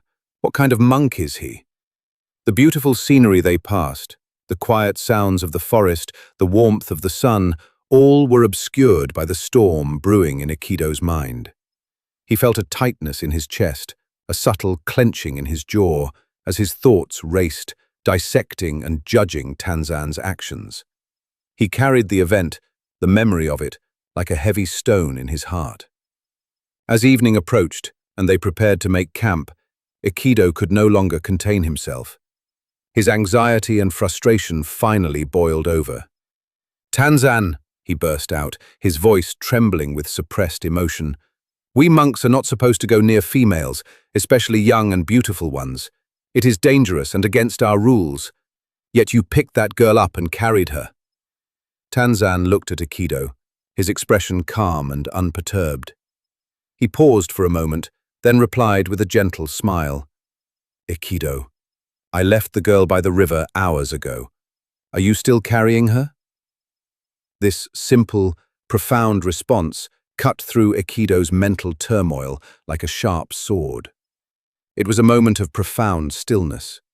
The question hung in the air, echoing the truth of his own suffering. Tanzan had acted, then released the event. Aikido, however, had picked up the memory, the judgment, the indignation, and had been carrying it for hours, allowing it to poison his present moment, to steal his peace. In that instant, Aikido saw the immense burden he had been carrying, a burden that existed only in his mind, a ghost of the past that he himself had kept alive. As this truth settled within Aikido, a profound sense of relaxation began to spread through his body. The tightness in his chest eased, his jaw softened, and the furrow in his brow smoothed away. The racing thoughts quieted, replaced by a profound stillness. He realized that the past, once it has occurred, is gone. It exists only in our minds, in the stories we tell ourselves about it, in the emotions we choose to re-experience. By clinging to it, by replaying it, by judging it, we prevent ourselves from being fully present, fully alive, in the only moment that truly exists, the now. This teaching invites us to release our grip on what has been. It encourages us to find peace not in changing the past, which is impossible, but in accepting it, learning from it, and then truly letting it go. When we release the attachment to past events, past hurts, past glories, or past regrets, we free ourselves from the cycle of rumination and emotional pain. We become like the river itself, flowing ever onward, embracing the present landscape without clinging to the waters that have already passed. Downstream. The river does not try to flow backward, it simply flows. Imagine now applying this wisdom to your own life. Think of any past event, any memory, any unresolved feeling that you might still be carrying. It could be a mistake you made, a word someone said to you, a loss you experienced, or a moment of joy you desperately wish to recapture. Feel the subtle tension that comes with that attachment, the way your mind might be replaying the scene or wishing it were different. Now, with each slow, gentle exhale, imagine opening your hands, not to deny the past, but to release your clinging to it. Acknowledge that the event occurred, that the emotions were real, and then gently, consciously, allow it to recede, like a boat drifting away on the horizon. As you gently release the grip of the past, feel the corresponding release in your body. Let your muscles soften, your breath deepen, your mind quiet. The burden of regret or longing begins to dissolve, replaced by a profound sense of peace and acceptance. There is nothing to change, nothing to fix, nothing to hold on to. Only the present moment, unfolding exactly as it is, fresh and new. This understanding brings a deep, unwavering sense of security, not in external circumstances, but in the spaciousness of your own being. You are not defined by your past. You are the boundless awareness that simply observes it all, flowing with life rather than resisting it. Let this feeling of spaciousness and effortless being envelop you now. Feel your body sinking deeper into the surface beneath you, completely supported, completely at ease. Allow your breath to become softer, slower, a gentle wave ebbing and flowing within you, carrying away any lingering traces of past burdens or regrets. Imagine yourself standing on the bank of a wide, calm river. The water flowing past you is the present moment. The water that has already passed is the past. You watch it flow, acknowledging its presence, but you do not try to reach back and grasp it. You simply observe, allowing it to continue its journey, while you remain firmly rooted in the now. As your mind drifts, let go of all notions of what was and what if. Everything simply is in this eternal present. The air you breathe, the warmth you feel, the quiet sounds around you, they are not echoes of yesterday, but gifts of this very moment. Allow your eyelids to grow heavy, your muscles to relax completely, your mind to dissolve into this profound state of present moment awareness. Feel the gentle current of sleep pulling you deeper, beyond the shores of wakefulness, into an ocean of pure tranquility. You are safe. You are free. You are at peace. Let yourself sink into the quiet embrace of the night, unburdened by the past, embracing the now, drifting into the deepest, most restorative sleep. You are safe. You are free. You are at peace. Let yourself sink into the quiet embrace of the night, unburdened by the past, embracing the now, drifting into the deepest, most restorative sleep. As Ekido settled into his own deep, restorative sleep that night, the weight he had carried for hours finally lifted. The image of the woman, the muddy river, Tanzan's strong arms, all these details, once so vivid and troubling, now faded into the soft edges of memory, no longer holding him captive. He awoke the next morning, feeling a profound lightness, a clarity of mind he hadn't experienced in a long time. The world around him seemed sharper, more vibrant. The birdsong was sweeter, the forest air fresher. He walked beside Tanzan with a new sense of freedom, his steps lighter, his heart open. The past was truly gone, and the present moment unfolded before him with an unblemished freshness. This tale of Tanzan and Aikido is a powerful reminder that the past, in itself, has no power over us unless we choose to give it power. It is our attachment to past events, our clinging to old narratives, our resistance to what has already occurred that creates suffering in the present. We often believe that by replaying past hurts, we are somehow protecting ourselves from future pain, or that by clinging to past joys, we can somehow extend their fleeting essence. But in truth, this only keeps us tethered to a realm that no longer exists, preventing us from fully inhabiting the only moment we ever truly have, the now. Consider the various ways we cling to the past. We might cling to regret, wishing we had made different choices, said different words, or taken a different path. This regret can manifest as a subtle self-blame, a persistent feeling of inadequacy, or a fear of making future decisions. We might cling to resentment, replaying injustices, holding on to anger towards those who have wronged us. This resentment can fester, poisoning our relationships and hardening our hearts. We might cling to nostalgia, longing for a golden age that has passed, idealizing what once was and feeling discontent with the present. This longing can prevent us from appreciating the unique beauty and opportunities of our current circumstances. Even our identity can become an attachment to the past. I am someone who failed. I am someone who was hurt. I am someone who achieved great things. These labels, though seemingly descriptive, can become cages, limiting our potential for growth and transformation in the present.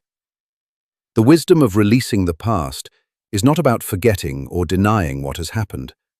It is about acknowledging it, learning from it, and then consciously choosing to let go of the emotional and mental grip it holds on us. It is about understanding that while the past has shaped us, it does not define us. Every moment is a new beginning, a fresh opportunity to choose how we respond to life, free from the chains of yesterday. Just as a river flows onward, carrying the waters of the past downstream and constantly replenishing itself with new water, so too can our consciousness flow, ever fresh, ever new, if we allow it to. This practice of letting go of the past is an act of profound self-compassion. It frees up immense energy that was once consumed by rumination, regret, or longing. This freed energy can then be channeled into living more fully, more creatively, and more joyfully in the present. When we are no longer burdened by the past, our minds become clearer, our hearts become lighter, and our capacity for presence and connection expands. We become more receptive to the beauty and wonder of each unfolding moment, seeing it with fresh eyes, unclouded by the shadows of what has been. Imagine yourself now, standing at the edge of a vast, calm ocean. The waves gently lap at the shore, each one a unique expression of the ocean's boundless energy. As you stand there, imagine any lingering memory, any old hurt, any past regret that you might still be carrying. See it clearly in your mind's eye. Now, with each slow, gentle exhale, imagine placing that memory, that feeling, onto a small, delicate leaf. Then, gently release the leaf onto the surface of the ocean. Watch as the gentle waves carry it further and further away, out into the vast expanse, until it becomes a tiny speck, and then disappears completely from your sight. Feel the profound relief that comes with this release. It is a lightness that spreads from your heart outward, a sense of spaciousness in your mind. The burden of the past begins to dissolve, replaced by a profound sense of peace and acceptance. There is nothing to change, nothing to fix, nothing to hold on to. only the present moment, unfolding exactly as it is, fresh and new. This understanding brings a deep, unwavering sense of security, not in external circumstances, but in the spaciousness of your own being. You are not defined by your past. You are the boundless awareness that simply observes it all, flowing with life rather than resisting it. As you gently release the past, feel the corresponding release in your body. Let your muscles soften, your breath deepen, your mind quiet. The weight of old stories and emotions begins to dissolve, replaced by a profound sense of peace and acceptance. Your shoulders drop, your jaw relaxes, and the tension around your eyes softens. This is the natural state of your being when it is unburdened by the past, open, receptive, and utterly present. Allow this feeling of spaciousness and effortless being to envelop you now. Feel your body sinking deeper into the surface beneath you, completely supported, completely at ease. Allow your breath to become softer, slower, a gentle wave ebbing and flowing within you, carrying away any lingering traces of past burdens or regrets. Imagine yourself as the vast, open ocean itself, encompassing all the waves, all the leaves, all the moments, yet remaining fundamentally still and unchanging. The past has flowed into you and out of you, leaving no trace, only the eternal present.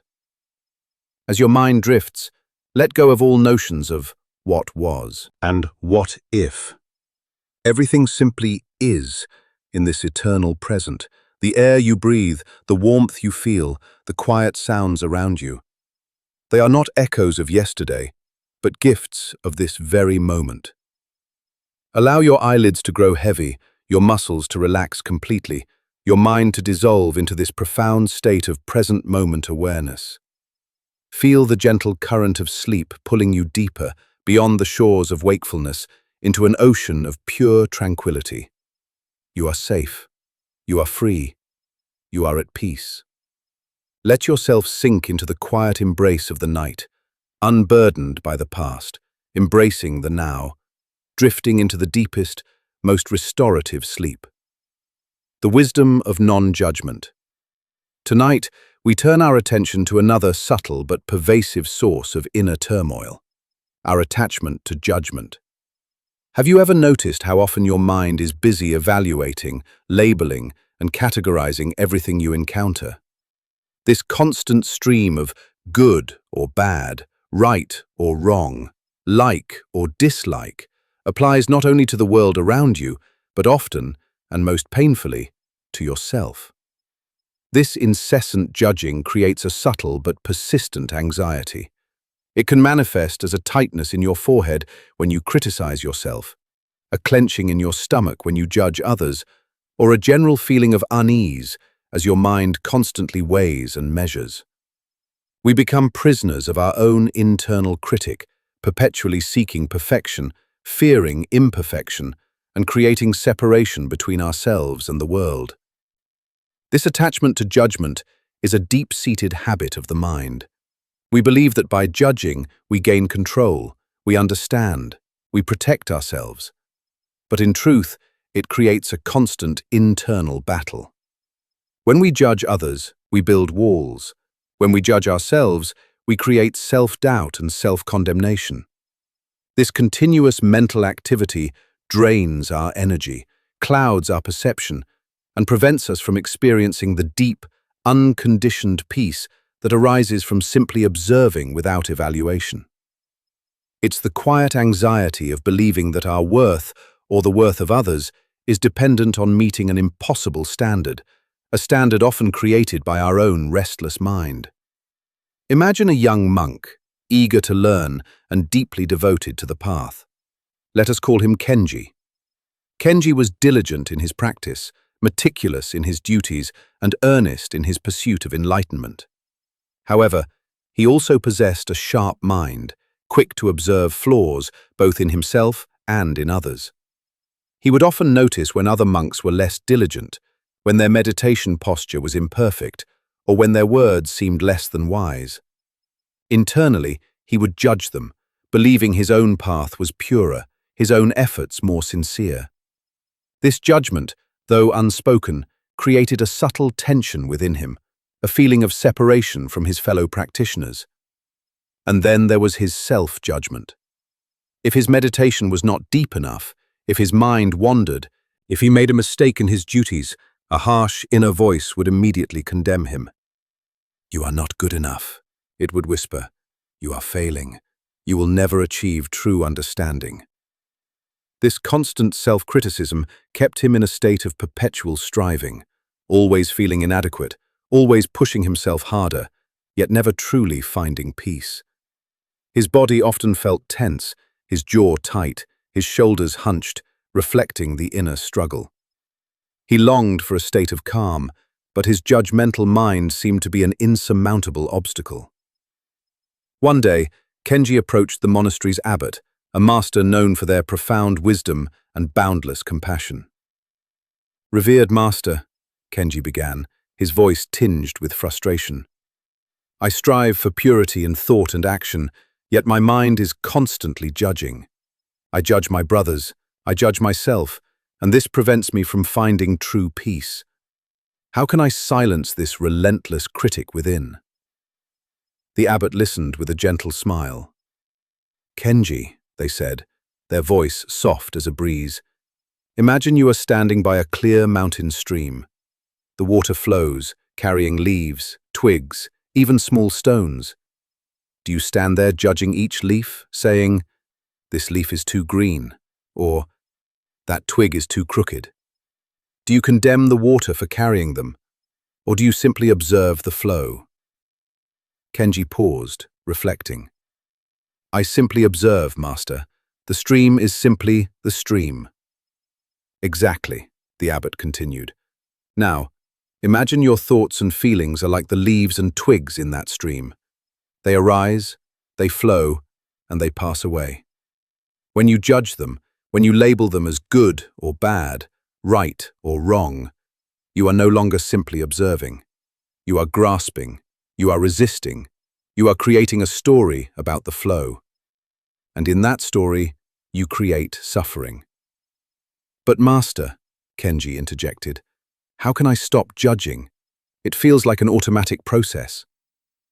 "You do not stop it by force, Kenji," the abbot replied. "You stop it by seeing it. When a judgmental thought arises, simply notice it. Don't engage with it, don't follow it, don't condemn yourself for having it. Just observe it, as you would observe a leaf floating down the stream. Acknowledge its presence, and then let it go. Do not give it the power of your belief. Understand that judgment is merely a habit of the mind, not an inherent truth." This was a moment of profound stillness for Kenji. The abbot's words resonated deeply, cutting through the layers of his mental conditioning. He realized that his suffering came not from the judgmental thoughts themselves, but from his attachment to them, his belief in their validity, and his resistance to their presence. He had been fighting his own mind, and that fight was the source of his tension. The idea of simply observing, without engaging, without judging the judgment itself, offered a path to liberation he had never considered. As this truth settled within Kenji, a profound sense of relaxation began to spread through his body. The tightness in his forehead eased, his jaw softened, and his shoulders dropped. The internal critic, though not entirely silenced, suddenly seemed less powerful, less threatening. He felt a spaciousness opening up within his mind, a quiet awareness that could simply witness the flow of thoughts without getting entangled in them. He understood that non-judgment was not about denying distinctions, but about releasing the emotional charge and the clinging that accompanied them. It was about seeing things as they are, without the added layer of mental evaluation. This teaching invites us to release our grip on the constant need to evaluate and label. It encourages us to find peace not in achieving a state of perfect goodness or rightness, but in simply observing the world and ourselves with an open, accepting awareness. When we release the attachment to judgment, we free ourselves from the cycle of self-criticism and external condemnation. We become like a clear mirror, reflecting what is, without adding our own commentary or distortion. This allows for a deeper connection with others, free from the walls of prejudice, and a profound self-acceptance, free from the burden of inadequacy. Imagine now, applying this wisdom to your own life. Think of any situation where you are holding on to a strong judgment, either of yourself or of someone else. Feel the subtle tension that comes with that judgment, the way your mind might be creating a rigid category. Now, with each slow, gentle exhale, imagine opening your hands, not to condone what you judge, but to release your clinging to the judgment itself. Acknowledge the thought, acknowledge the feeling, and then, gently, consciously, allow it to float away, like a cloud passing through the sky. You are not your judgments. You are the vast, open sky in which they appear and disappear. As you gently release the grip of judgment, feel the corresponding release in your body. Let your muscles soften, your breath deepen, your mind quiet. The burden of criticism and self-condemnation begins to dissolve, replaced by a profound sense of peace and acceptance. There is nothing to prove, nothing to fix, nothing to demand. Only the present moment, unfolding exactly as it is, perfect in its imperfection. This understanding brings a deep, unwavering sense of security, not in external validation, but in the spaciousness of your own being. You are not defined by your flaws or your virtues. You are the boundless awareness that simply observes it all, flowing with life, rather than resisting it. Let this feeling of spaciousness and effortless being envelop you now. Feel your body sinking deeper into the surface beneath you, completely supported, completely at ease. Allow your breath to become softer, slower, a gentle wave ebbing and flowing within you, carrying away any lingering traces of judgment or self-criticism. Imagine yourself as a vast, open landscape, encompassing mountains and valleys, forests and rivers, without labeling any as good or bad. You simply are in your boundless expanse, allowing everything to be as it is. As your mind drifts, let go of all notions of right and wrong, good and bad. Everything simply is in this eternal present. The air you breathe, the warmth you feel, the quiet sounds around you, they are not subjects for your judgment, but gifts to experience. Allow your eyelids to grow heavy, your muscles to relax completely, your mind to dissolve into this profound state of non-judgmental awareness. Feel the gentle current of sleep pulling you deeper, beyond the shores of wakefulness, into an ocean of pure tranquility. You are safe. You are free. You are at peace. Let yourself sink into the quiet embrace of the night, unburdened by the wisdom of non-judgment, drifting into the deepest, most restorative sleep. You are safe. You are free. You are at peace. Let yourself sink into the quiet embrace of the night, unburdened by the wisdom of non-judgment, drifting into the deepest, most restorative sleep. As Kenji continued to practice the abbot's teaching, a profound shift began to unfold within him. He didn't magically stop having judgmental thoughts, but his relationship to them changed entirely. When a thought arose, "That monk's posture is sloppy," he would simply notice it, without engaging in the internal debate or self-righteousness that used to follow. He would see it as a passing cloud in the vast sky of his mind. And when the inner critic whispered, "You made a mistake, you are unworthy," he would observe that thought too, acknowledging its presence without believing its harsh pronouncements. This simple act of non-engagement, of allowing thoughts to flow without clinging to them, gradually weakened their power. The tension in his body began to dissipate, replaced by a deep, abiding calm. His interactions with other monks became more open, more compassionate. He could see their struggles and their strengths without the filter of his own judgments. He realized that true understanding came not from evaluating, but from simply observing and accepting. This was a liberation, not just from the burden of judging others, but from the far heavier burden of judging himself. He discovered that beneath the layers of self-criticism and comparison lay an inherent worth, a quiet dignity that needed no external validation or internal perfection. This wisdom of non-judgment is a cornerstone of Buddhist practice, for it directly addresses the suffering caused by our dualistic mind. The mind, in its attempt to make sense of the world, constantly divides reality into opposing categories: good, bad, pleasant, unpleasant, self, other.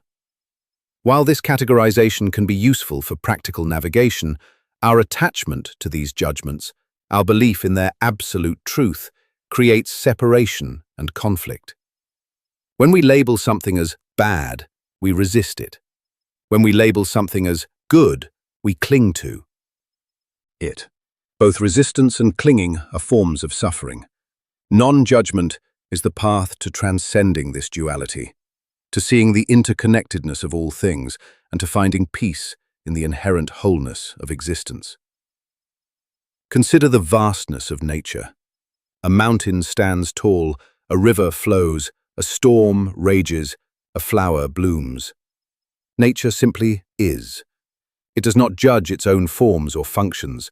The storm is not bad for bringing rain, nor is the sun good for bringing warmth. They are simply phenomena, unfolding according to their own nature.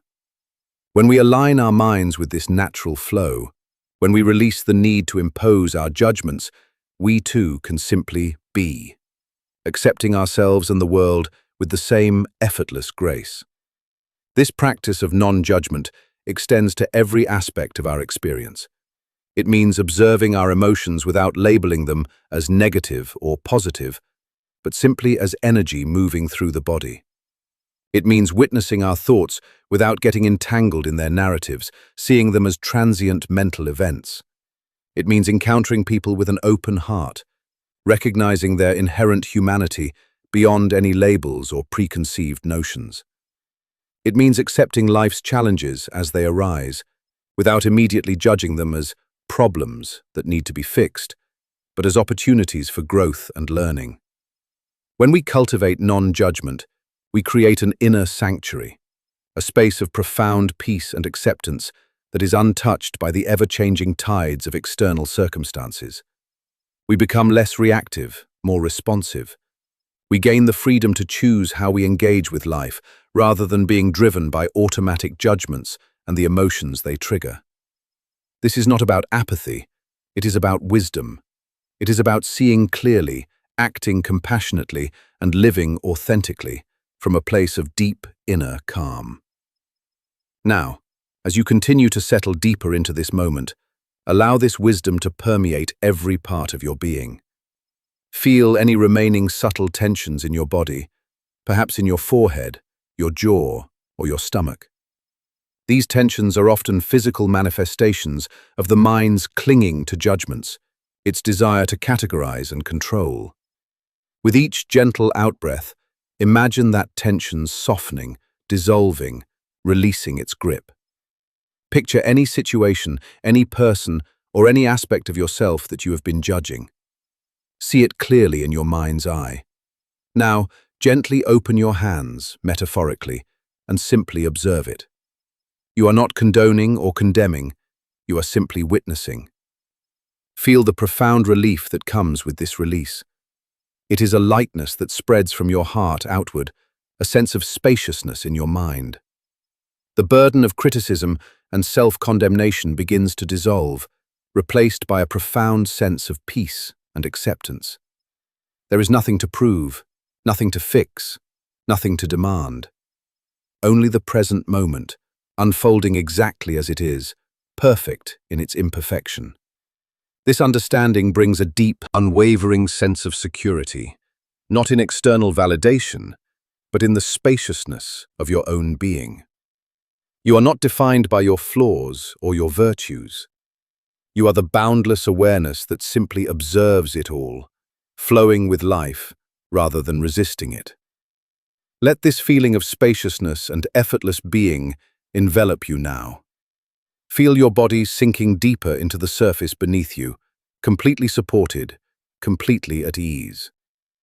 Allow your breath to become softer, slower, a gentle wave ebbing and flowing within you, carrying away any lingering traces of judgment or self-criticism. Imagine yourself as a vast, open landscape, encompassing mountains and valleys, forests and rivers, without labeling any as good or bad. You simply are, in your boundless expanse, allowing everything to be as it is. As your mind drifts, let go of all notions of right and wrong, good and bad. Everything simply is, in this eternal present. The air you breathe, the warmth you feel, the quiet sounds around you, they are not subjects for your judgment, but gifts to experience. Allow your eyelids to grow heavy, your muscles to relax completely, your mind to dissolve into this profound state of non-judgmental awareness. Feel the gentle current of sleep pulling you deeper, beyond the shores of wakefulness, into an ocean of pure tranquility. You are safe. You are free. You are at peace. Let yourself sink into the quiet embrace of the night, unburdened by the wisdom of non-judgment, drifting into the deepest, most restorative sleep. Beyond likes and dislikes. Tonight, we explore another subtle yet powerful form of attachment that often keeps our minds in a state of agitation: our attachment to likes and dislikes. Have you ever noticed how much of your mental energy is consumed by categorizing experiences, people, and objects into "I like this" or "I dislike that"? This constant mental sorting, this subtle preference or aversion, creates a continuous inner tug-of-war. It can manifest as a slight frustration when something you dislike appears, a subtle craving when something you like is absent, or a general feeling of restlessness as your mind constantly seeks out the pleasant and avoids the unpleasant. We become prisoners of our preferences, always chasing fleeting pleasures and recoiling from inevitable discomforts, never truly finding a stable ground of inner peace. This attachment to likes and dislikes is a fundamental habit of the mind, deeply ingrained in our survival instincts. We are wired to seek what is beneficial and avoid what is harmful. But in modern life, this instinct often overextends, leading us to attach strong emotional reactions to things that are ultimately neutral. We might intensely dislike a particular sound, a certain food, a specific type of weather, or even a person's mannerism. And we might intensely crave a specific comfort, a particular entertainment, or a certain feeling. This constant pendulum swing between attraction and aversion creates a restless heart, always seeking, always avoiding, never fully at ease with the present moment as it is. It's the quiet anxiety of believing that our happiness depends on the world conforming to our preferences, and our suffering arises when it does not. Imagine a young Zen student named Anya, who lived in a monastery nestled in the mountains. Anya was earnest in her practice, but she found herself constantly battling her own preferences. She loved the crisp, clear mountain mornings, the taste of sweet berries, and the quiet solitude of her meditation cushion. But she intensely disliked the cold, damp winters, the bitter taste of certain herbal teas, and the noisy chatter of other students during mealtimes. Her mind was a constant landscape of "yes, more of this," and "no, not that." During her meditation, if the sun streamed through the window, warming her skin, she would feel a subtle contentment, a sense of "this is good." But if a cold draft snaked through the room, or if a bird outside sang a particularly loud song, she would feel a flicker of irritation, a thought of "this is disturbing." This constant internal commentary, this subtle clinging to pleasant sensations and aversion to unpleasant ones, prevented her from truly settling into the deep stillness of her practice. Her body would subtly tense up when discomfort arose and relax only when conditions were to her liking.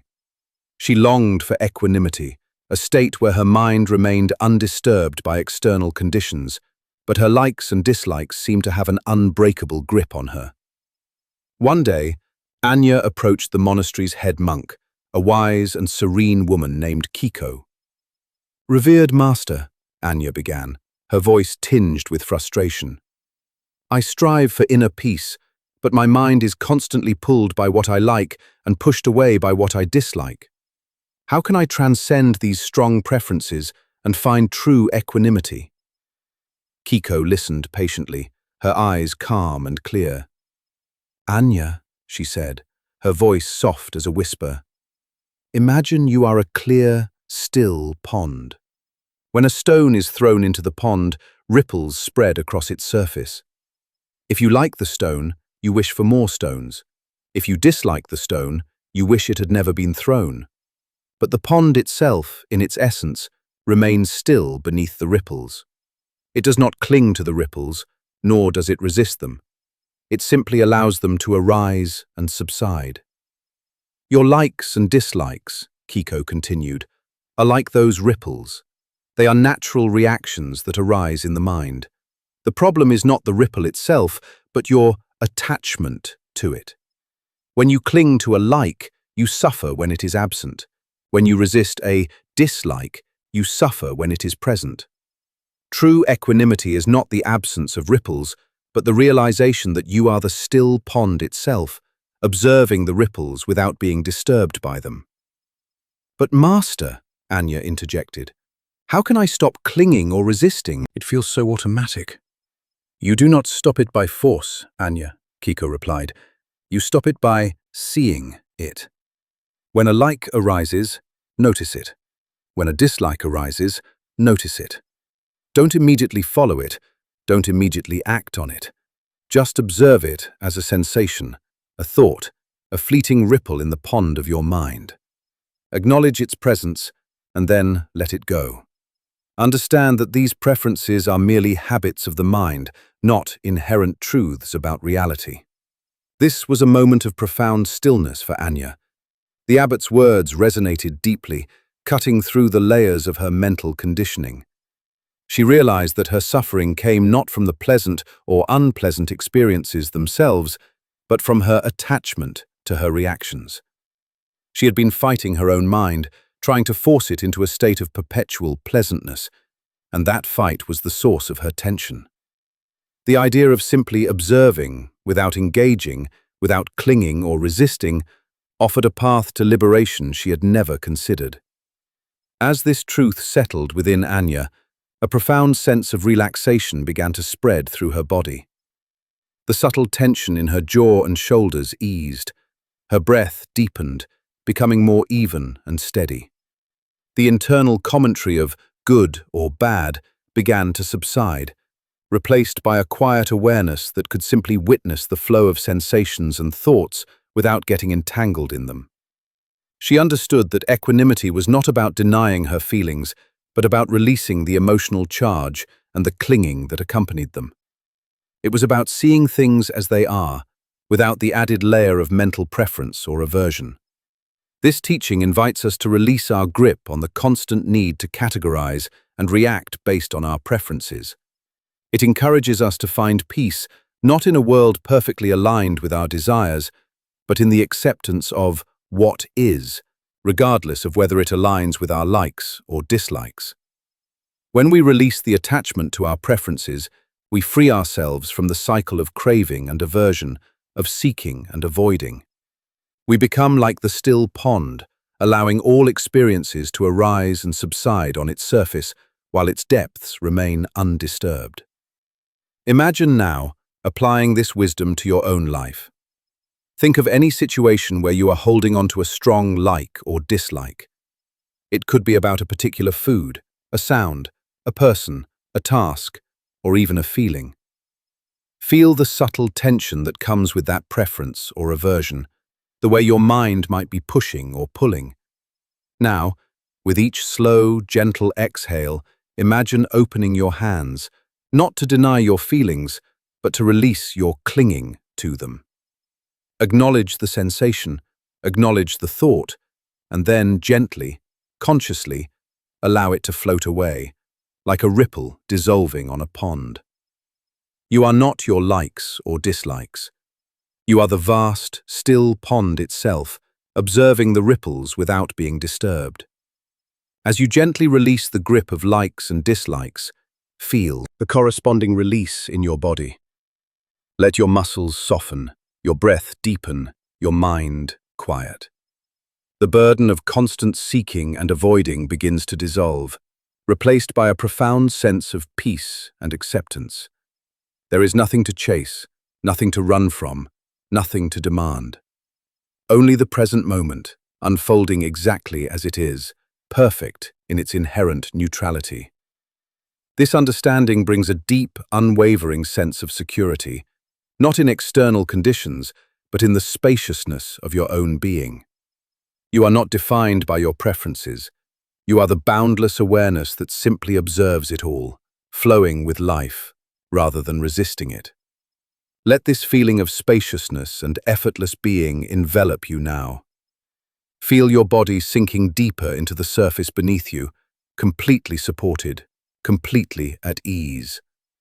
Allow your breath to become softer, slower, a gentle wave ebbing and flowing within you, carrying away any lingering traces of craving or aversion. Imagine yourself as a vast, open landscape, encompassing sunshine and shadow, warmth and coolness, without labeling any as good or bad. You simply are, in your boundless expanse, allowing everything to be as it is. As your mind drifts, let go of all notions of "I want" and "I don't want." Everything simply is in this eternal present. The air you breathe, the warmth you feel, the quiet sounds around you, they are not subjects for your preference, but gifts to experience. Allow your eyelids to grow heavy, your muscles to relax completely, your mind to dissolve into this profound state of equanimous awareness. Feel the gentle current of sleep pulling you deeper, beyond the shores of wakefulness, into an ocean of pure tranquility. You are safe, you are free, you are at peace. Let yourself sink into the quiet embrace of the night, unburdened by likes and dislikes, drifting into the deepest, most restorative sleep. You are safe, you are free, you are at peace. Let yourself sink into the quiet embrace of the night, unburdened by likes and dislikes, drifting into the deepest, most restorative sleep. As Anya continued to practice Kiko's teaching, a profound shift began to unfold within her. She didn't magically stop experiencing preferences, but her relationship to them changed entirely. When a cold draft snaked through the meditation hall, she would simply notice the sensation of coolness, without the immediate mental label of dislike and the accompanying irritation. She would observe it as a passing phenomenon, like a ripple on the pond. And when the sweet scent of blooming jasmine drifted in, she would notice the pleasantness, without clinging to it or wishing it would last forever. This simple act of non-engagement, of allowing likes and dislikes to arise and subside without grasping or resisting, gradually weakened their power over her. The tension in her body began to dissipate, replaced by a deep, abiding calm. Her meditation became more stable, less influenced by external conditions. She could sit through discomfort without fighting it, and she could experience pleasure without clinging to it. She realized that true happiness was not dependent on the world conforming to her preferences, but on her own inner state of acceptance and equanimity. She discovered that beneath the constant mental sorting of good and bad lay a profound peace, a quiet joy that was always present, always available, regardless of external circumstances. This wisdom of moving beyond likes and dislikes is a cornerstone of Buddhist practice, often referred to as equanimity, or upekkha. It is the understanding that true liberation comes from releasing our attachment to the duality of pleasure and pain, attraction and aversion. The mind, in its conditioned patterns, constantly seeks to maximize pleasure and minimize pain. While this is a natural survival mechanism, when it becomes an automatic and unconscious driver of our lives, it leads to endless striving and dissatisfaction. We become like a hungry ghost, always seeking something outside ourselves to fill an inner void, or always trying to push away something we perceive as threatening. Consider the vastness of the ocean. It receives all rivers, all rain, all debris, without preference or aversion. It simply is, in its immense and boundless nature.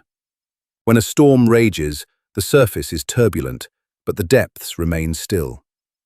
When the sun shines, the surface sparkles, but the depths remain still. The ocean does not cling to the calm, nor does it resist the storm. It simply encompasses all. When we align our minds with this natural flow, when we release the need to impose our preferences and aversions, we too can simply be, accepting ourselves and the world with the same effortless grace. This practice of cultivating equanimity extends to every aspect of our experience. It means observing our emotions without labeling them as positive or negative, but simply as energy moving through the body. It means witnessing our thoughts without getting entangled in their narratives, seeing them as transient mental events. It means encountering people with an open heart, recognizing their inherent humanity beyond any labels of friend or foe, likable or dislikable. It means accepting life's challenges as they arise, without immediately judging them as problems that need to be fixed, but as opportunities for growth and learning. When we cultivate equanimity, we create an inner sanctuary, a space of profound peace and acceptance that is untouched by the ever-changing tides of external circumstances. We become less reactive, more responsive. We gain the freedom to choose how we engage with life, rather than being driven by automatic preferences and the emotions they trigger.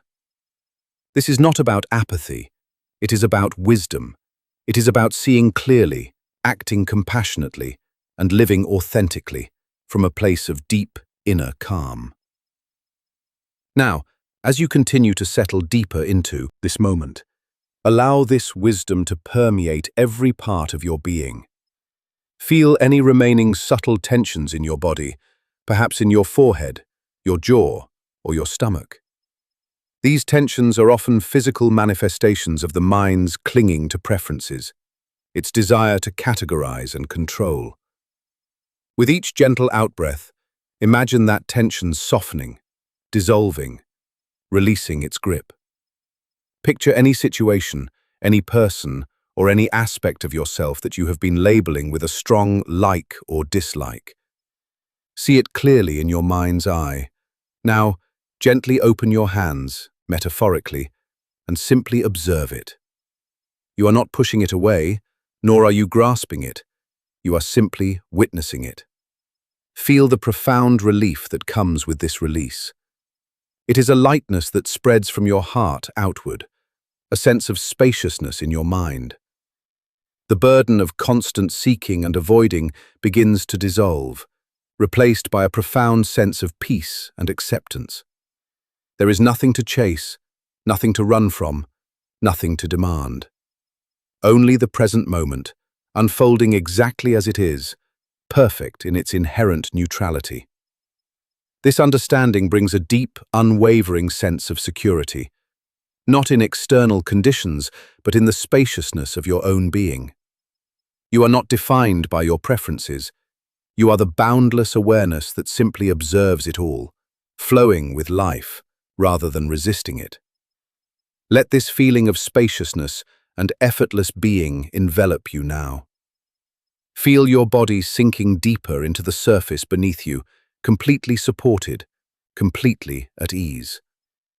Allow your breath to become softer, slower, a gentle wave ebbing and flowing within you, carrying away any lingering traces of craving or aversion. Imagine yourself as a vast, open landscape, encompassing sunshine and shadow, warmth and coolness, without labeling any as good or bad. You simply are, in your boundless expanse, allowing everything to be as it is. As your mind drifts, let go of all notions of "I want" and "I don't want." Everything simply is in this eternal present. The air you breathe, the warmth you feel, the quiet sounds around you. They are not subjects for your preference, but gifts to experience. Allow your eyelids to grow heavy, your muscles to relax completely, your mind to dissolve into this profound state of equanimous awareness.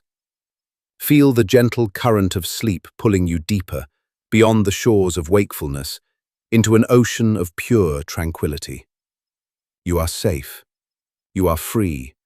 You are at peace. Let yourself sink into the quiet embrace of the night, unburdened by likes and dislikes, drifting into the deepest, most restorative sleep. The gift of impermanence. Tonight, we turn our attention to one of the most fundamental truths of existence, a truth that, when truly understood, transforms from a source of anxiety into a profound gift. The truth of impermanence. Have you ever felt a subtle pang of sadness when something beautiful fades, a quiet fear when a loved one changes, or a deep unease when you realize that nothing lasts forever? This resistance to the ever-changing nature of life creates a persistent tension within us. It can manifest as a tightness in your chest, a subtle clenching in your jaw, or a persistent stream of thoughts wishing things could stay the same, or dreading what might come next. We cling to moments, to people, to possessions, to ideas, desperately trying to hold on to what is inherently fleeting. This attachment to permanence is a deep-seated human tendency.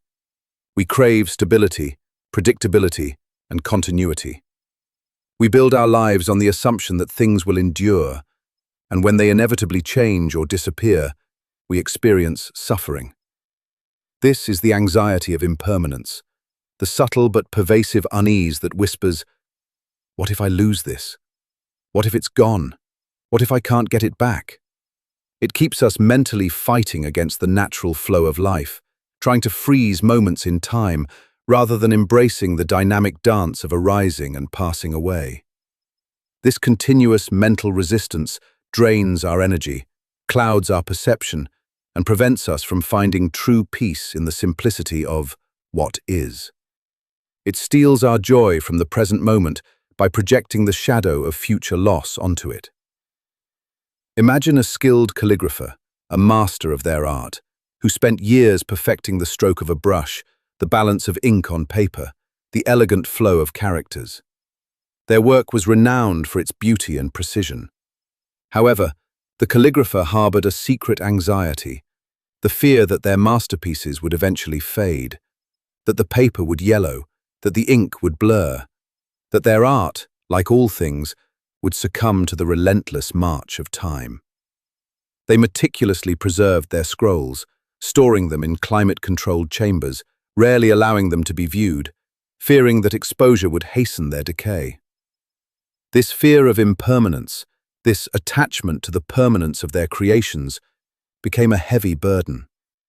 The calligrapher found themselves spending more time protecting their past works than creating new ones.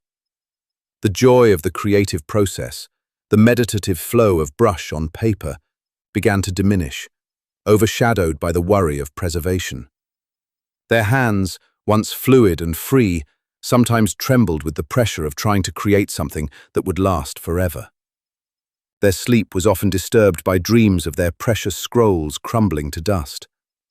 They longed for a sense of timelessness, but the reality of decay seemed an inescapable torment. One day, a young student, seeing the master's quiet distress, asked, "Master, your art is so beautiful, yet you seem burdened. What troubles you?" The calligrapher sighed. My child, I create beauty, but all beauty is fleeting. My works, however perfect, will eventually perish. How can one find peace knowing that everything, even the most exquisite art, is destined for decay? A student who had spent time in a Zen monastery replied, Master, imagine a single dewdrop on a lotus leaf at dawn. It shimmers with all the colors of the rainbow, a tiny, perfect jewel. Is its beauty diminished by the knowledge that it will soon evaporate in the morning sun?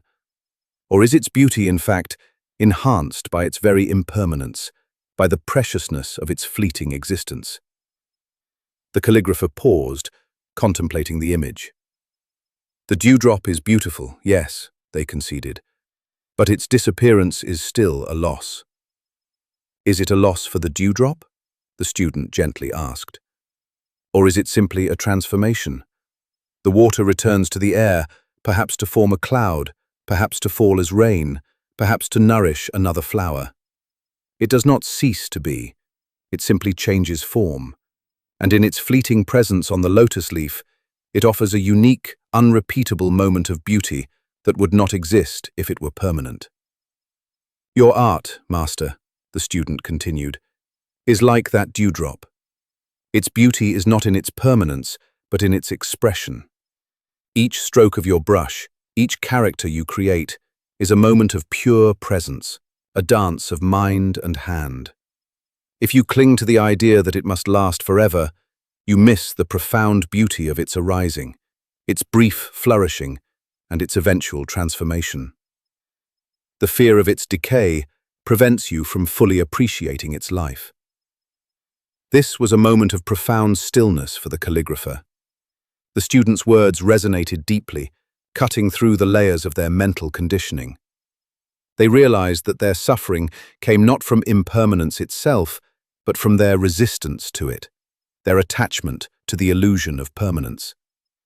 They had been fighting the fundamental nature of reality, and that fight was the source of their tension.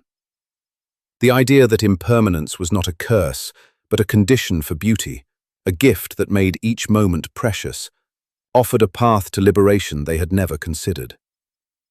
As this truth settled within the calligrapher, a profound sense of relaxation began to spread through their body. The tightness in their chest eased, their jaw softened, and the tremor in their hands stilled. The racing thoughts about preservation quieted, replaced by a profound stillness. They understood that true art was not about creating something that would last forever, but about expressing the timeless in the fleeting, about pouring their full presence into each stroke, knowing that its beauty was complete in that very moment, regardless of its future. This teaching invites us to release our grip on the illusion of permanence. It encourages us to find peace not in a world that remains static, but in the acceptance of constant change, the dynamic flow of arising and passing away. When we release the attachment to permanence, we free ourselves from the cycle of fear and clinging. We become like the open sky, allowing clouds to gather and disperse, storms to rage and subside, knowing that the sky itself remains vast and unchanging, encompassing all phenomena without being disturbed by them. Imagine now, applying this wisdom to your own life. Think of any aspect of your life where you are resisting change, or clinging to a past moment, or fearing a future loss. It could be your youth, a relationship, a job, a physical ability, or even a cherished belief. Feel the subtle tension that comes with that resistance, the way your mind might be pushing against the inevitable flow of time. Now, with each slow, gentle exhale, imagine opening your hands, not to abandon what you value, but to release your clinging to its permanence. Acknowledge that everything is in flux, everything is transforming, everything is a dewdrop on a lotus leaf. As you gently release the grip of permanence, feel the corresponding release in your body. Let your muscles soften, your breath deepen, your mind quiet. The burden of fear and clinging begins to dissolve, replaced by a profound sense of peace and acceptance. There is nothing to hold on to, nothing to fix, nothing to demand. Only the present moment, unfolding exactly as it is, fresh and new, precisely because it is fleeting. This understanding brings a deep, unwavering sense of security, not in external stability, but in the spaciousness of your own being. You are not defined by what you have or what you might lose. You are the boundless awareness that simply observes it all, flowing with life rather than resisting it. Let this feeling of spaciousness and effortless being envelop you now. Feel your body sinking deeper into the surface beneath you, completely supported, completely at ease. Allow your breath to become softer, slower, a gentle wave ebbing and flowing within you, carrying away any lingering traces of fear or resistance to change. Imagine yourself as a vast, ancient tree, deeply rooted in the earth, yet allowing its leaves to bud, flourish, and fall with each season, knowing that this cycle is its very life, its very beauty. As your mind drifts, let go of all notions of forever and always. Everything simply is, in this eternal dance of arising and passing. The air you breathe, the warmth you feel, the quiet sounds around you. They are not static, but vibrant, ever-changing gifts to experience. Allow your eyelids to grow heavy, your muscles to relax completely, your mind to dissolve into this profound state of accepting impermanence. Feel the gentle current of sleep pulling you deeper, beyond the shores of wakefulness, into an ocean of pure tranquility. You are safe, you are free, you are at peace. Let yourself sink into the quiet embrace of the night, unburdened by the fear of change, embracing the gift of impermanence, drifting into the deepest, most restorative sleep. You are safe, you are free, you are at peace. Let yourself sink into the quiet embrace of the night, unburdened by the fear of change, embracing the gift of impermanence, drifting into the deepest, most restorative sleep. As the calligrapher continued their practice with this new understanding, their art transformed. They no longer sought to create something for eternity, but rather to pour their entire being into each fleeting stroke, each unique character. The joy of creation returned, pure and unburdened. They understood that the true masterpiece was not the finished scroll, but the moment of its creation, the dance of brush and ink, the expression of spirit in that precise, unrepeatable instant. They began to share their art more freely, allowing others to experience its beauty, knowing that its life was in its witnessing, not in its perpetual preservation. When a scroll eventually showed signs of age, there was no longer a pang of fear or regret, but a quiet acceptance, a recognition of its natural journey. This profound realization about impermanence is not a call to nihilism or despair. On the contrary, it is the very key to unlocking deeper appreciation and joy. When we truly understand that everything is fleeting, every moment becomes precious. Every sunrise is a unique gift. Every conversation, a singular connection. Every breath, a miracle. The fear of loss, which often casts a shadow over our present happiness, begins to dissolve when we embrace change as the fundamental nature of reality. Instead of clinging to what is passing, we learn to savor it fully while it is here, and then, gracefully, let it go when its time comes. Consider the seasons. Each season brings its own unique beauty and experience. Spring with its fresh buds and new life, summer with its vibrant warmth and long days, autumn with its fiery colors and gentle decline, winter with its stark beauty and quiet introspection. If we were to cling only to summer, we would suffer deeply when autumn arrived. But by embracing the cycle, by understanding that each season is a necessary and beautiful part of the whole, we can find joy and wisdom in all of them. Impermanence is the rhythm of life, the dance of creation and dissolution, and to resist it is to resist life itself. This practice of embracing impermanence extends to every aspect of our being. Our bodies are impermanent, constantly changing, aging, and eventually passing away. Our emotions are impermanent, arising and subsiding like waves. Our thoughts are impermanent, appearing and disappearing in the vastness of the mind. Our relationships are impermanent, evolving and transforming over time. To cling to any of these as fixed or permanent is to set ourselves up for inevitable suffering. But to embrace their fleeting nature is to live with an open heart, ready to experience each moment fully and to gracefully let go when the time comes. When we truly accept impermanence, we find a profound sense of freedom. We are no longer slaves to our desires for things to stay the same. We become more adaptable, more resilient, more at peace with the natural flow of existence. This allows for a deeper, more authentic connection with life, free from the constant struggle of trying to control the uncontrollable. We can love more deeply, precisely because we understand the preciousness of each moment with a loved one. We can appreciate beauty more fully, precisely because we know it will not last forever. Now, as you continue to settle deeper into this moment, allow this wisdom to permeate every part of your being. Feel any remaining subtle tensions in your body, perhaps in your forehead, your jaw, or your stomach. These tensions are often physical manifestations of the mind's resistance to change, its desire for things to be fixed and stable. With each gentle out-breath, imagine that tension softening, dissolving, releasing its grip. Picture any aspect of your life, any person, or any experience that you have been holding on to with a subtle fear of its ending. See it clearly in your mind's eye.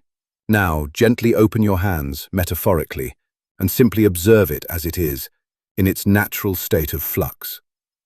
You are not pushing it away, nor are you grasping it. You are simply witnessing its beautiful, ever-changing nature. Feel the profound relief that comes with this release. It is a lightness that spreads from your heart outward, a sense of spaciousness in your mind.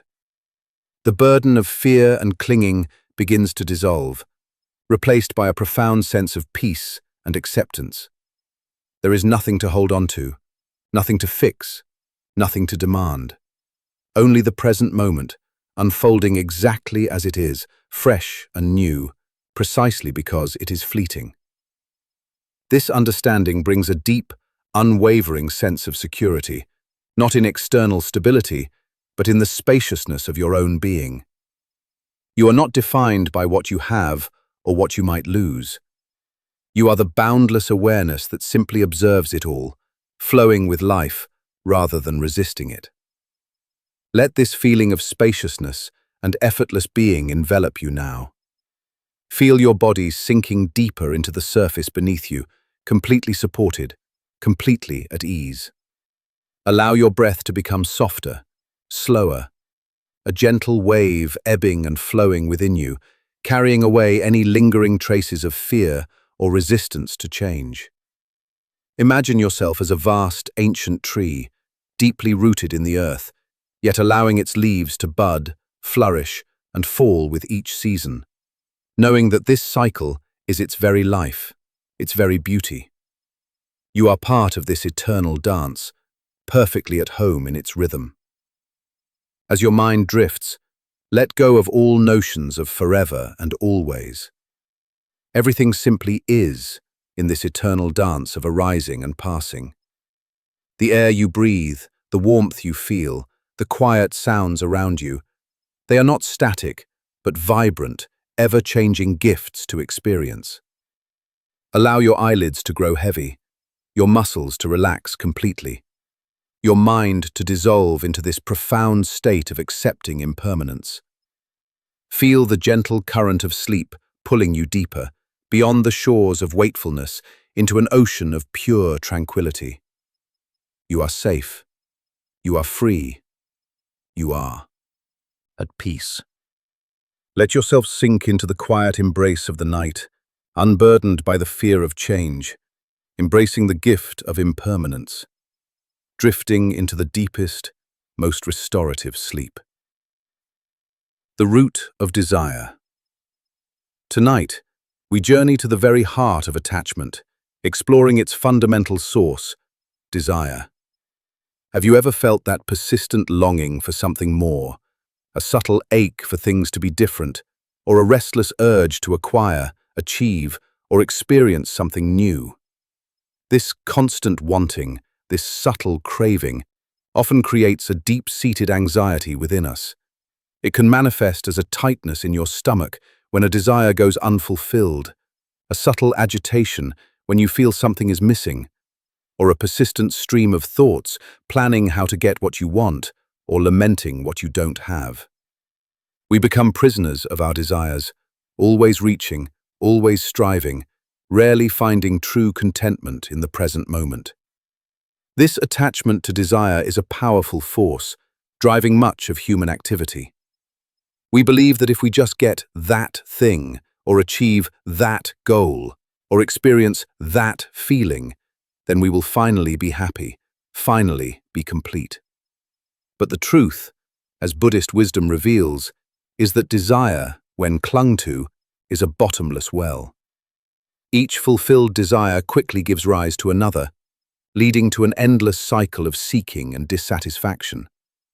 This is the anxiety of desire, the subtle but pervasive unease that whispers, "Is this enough? What's next? Will I ever truly be satisfied?" It keeps us mentally projecting into the future, or dwelling on past cravings, rather than fully inhabiting the richness of the present moment. This continuous mental striving drains our energy, clouds our perception, and prevents us from finding true peace in the simplicity of what is. Imagine a young merchant named Hiroki who lived in a bustling market town. Hiroki was ambitious and hard-working, always seeking to expand his trade, to acquire more goods, to accumulate greater wealth. He believed that with each successful transaction, each new acquisition, he would find lasting happiness and security. At first, each new gain brought a burst of excitement, a fleeting sense of satisfaction. He would purchase a rare silk, a precious spice, or a unique piece of pottery, and for a brief time, he would feel content. But this contentment was always short-lived. Soon, a new desire would arise. If I only had that larger stall, he would think, then my business would truly flourish. Or, if I could acquire that rare gem, then my collection would be complete. His mind was a perpetual ledger of wants, always calculating, always striving for the next acquisition. This constant pursuit created a deep-seated restlessness within him.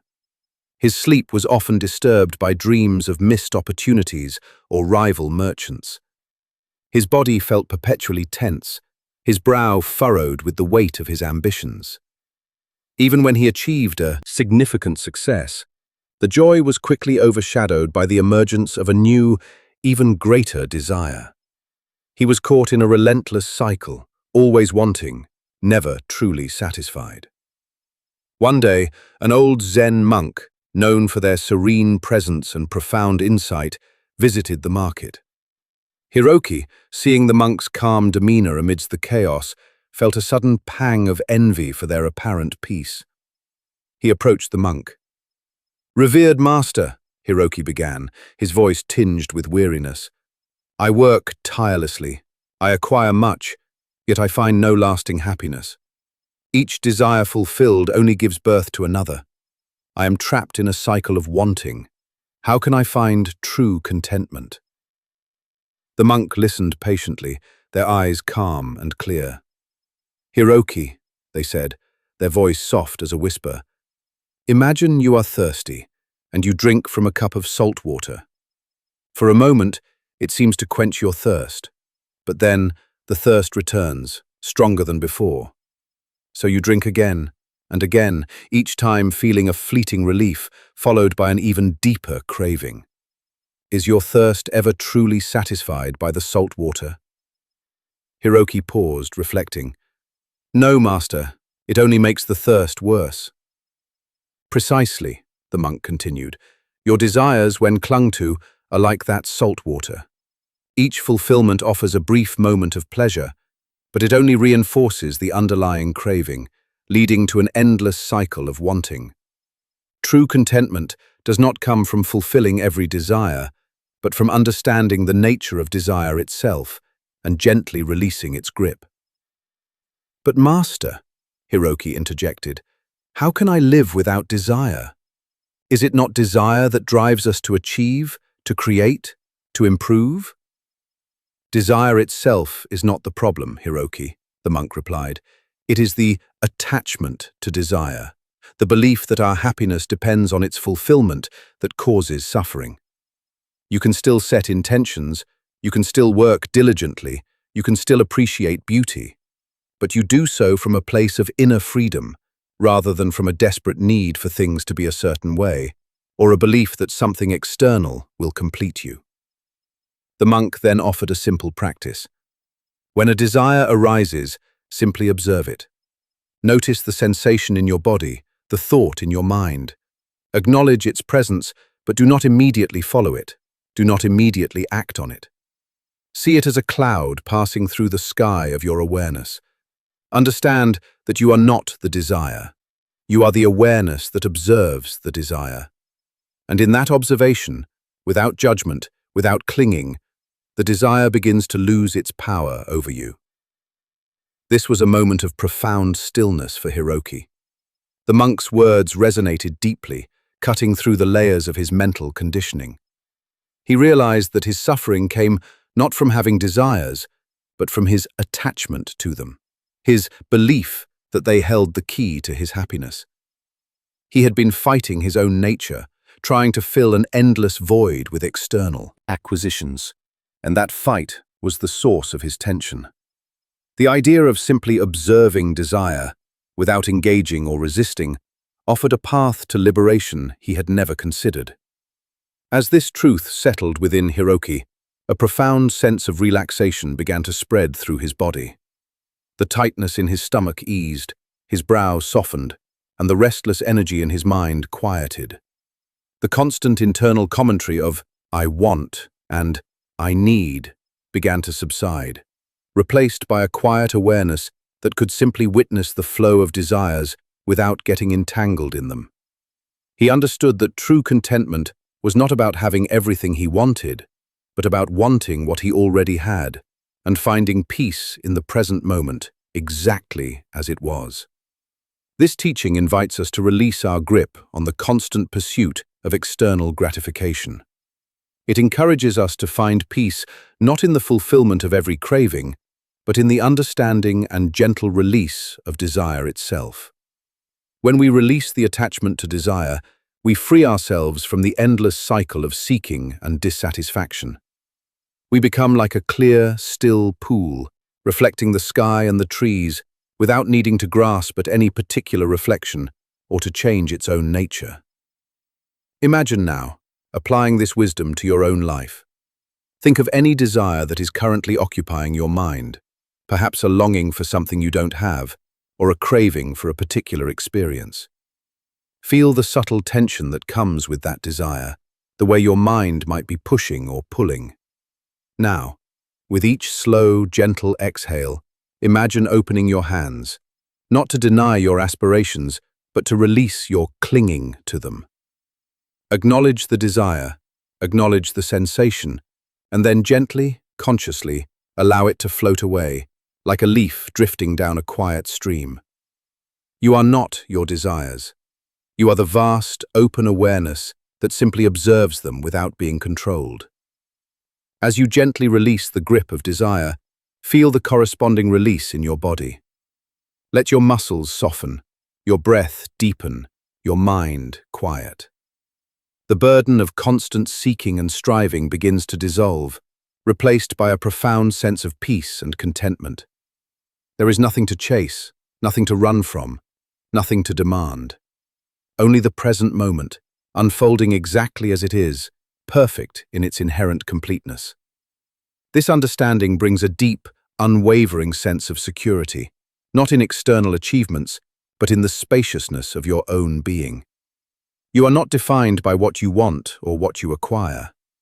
You are the boundless awareness that simply observes it all, flowing with life, rather than resisting it. Let this feeling of spaciousness and effortless being envelop you now. Feel your body sinking deeper into the surface beneath you, completely supported, completely at ease. Allow your breath to become softer, slower, a gentle wave ebbing and flowing within you, carrying away any lingering traces of craving or dissatisfaction. Imagine yourself as a vast, open sky, encompassing all clouds, all winds, all weather, without needing to grasp at any particular formation or to change its own nature. You simply are, in your boundless expanse, allowing everything to be as it is. As your mind drifts, let go of all notions of "I want" and "I need." Everything simply is in this eternal present. The air you breathe, the warmth you feel, the quiet sounds around you. They are not subjects for your craving, but gifts to experience.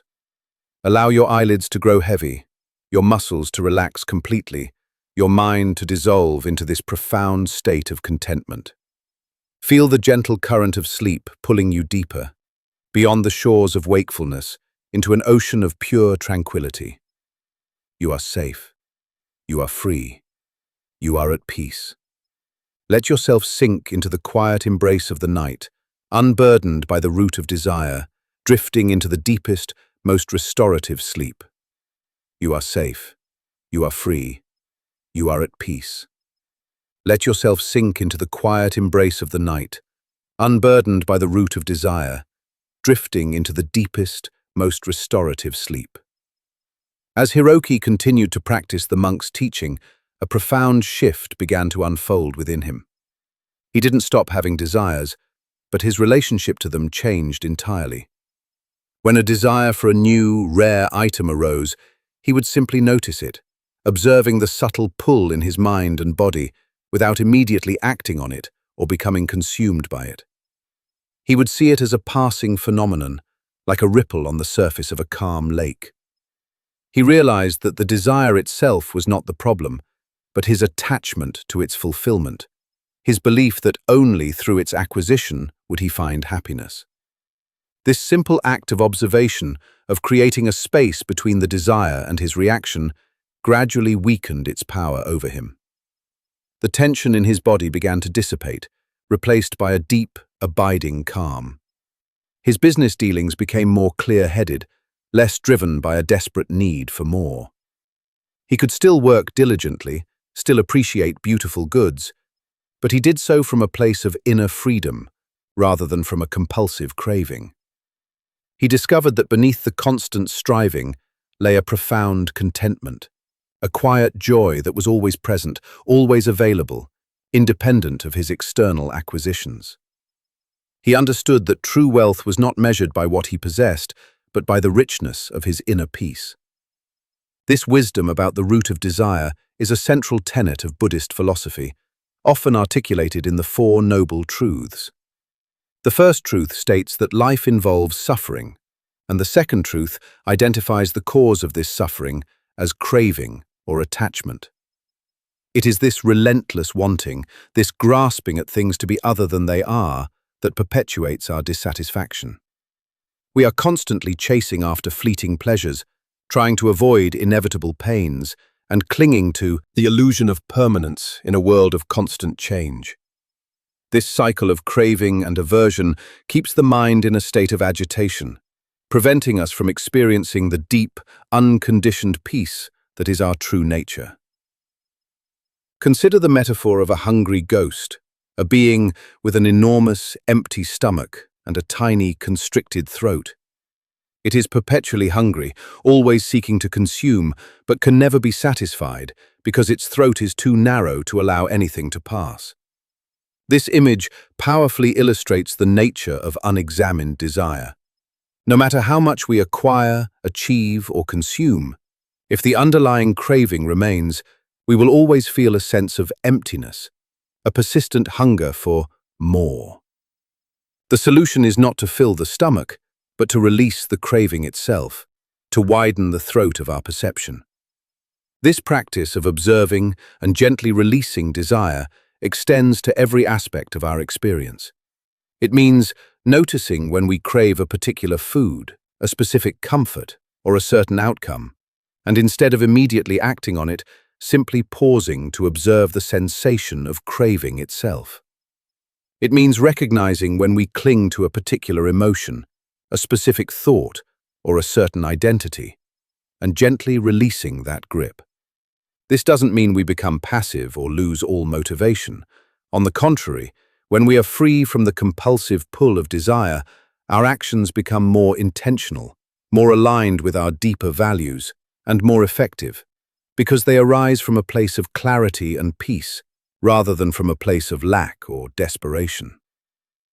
When we cultivate this understanding of desire, we create an inner sanctuary, a space of profound peace and contentment that is untouched by the ever-changing tides of external circumstances.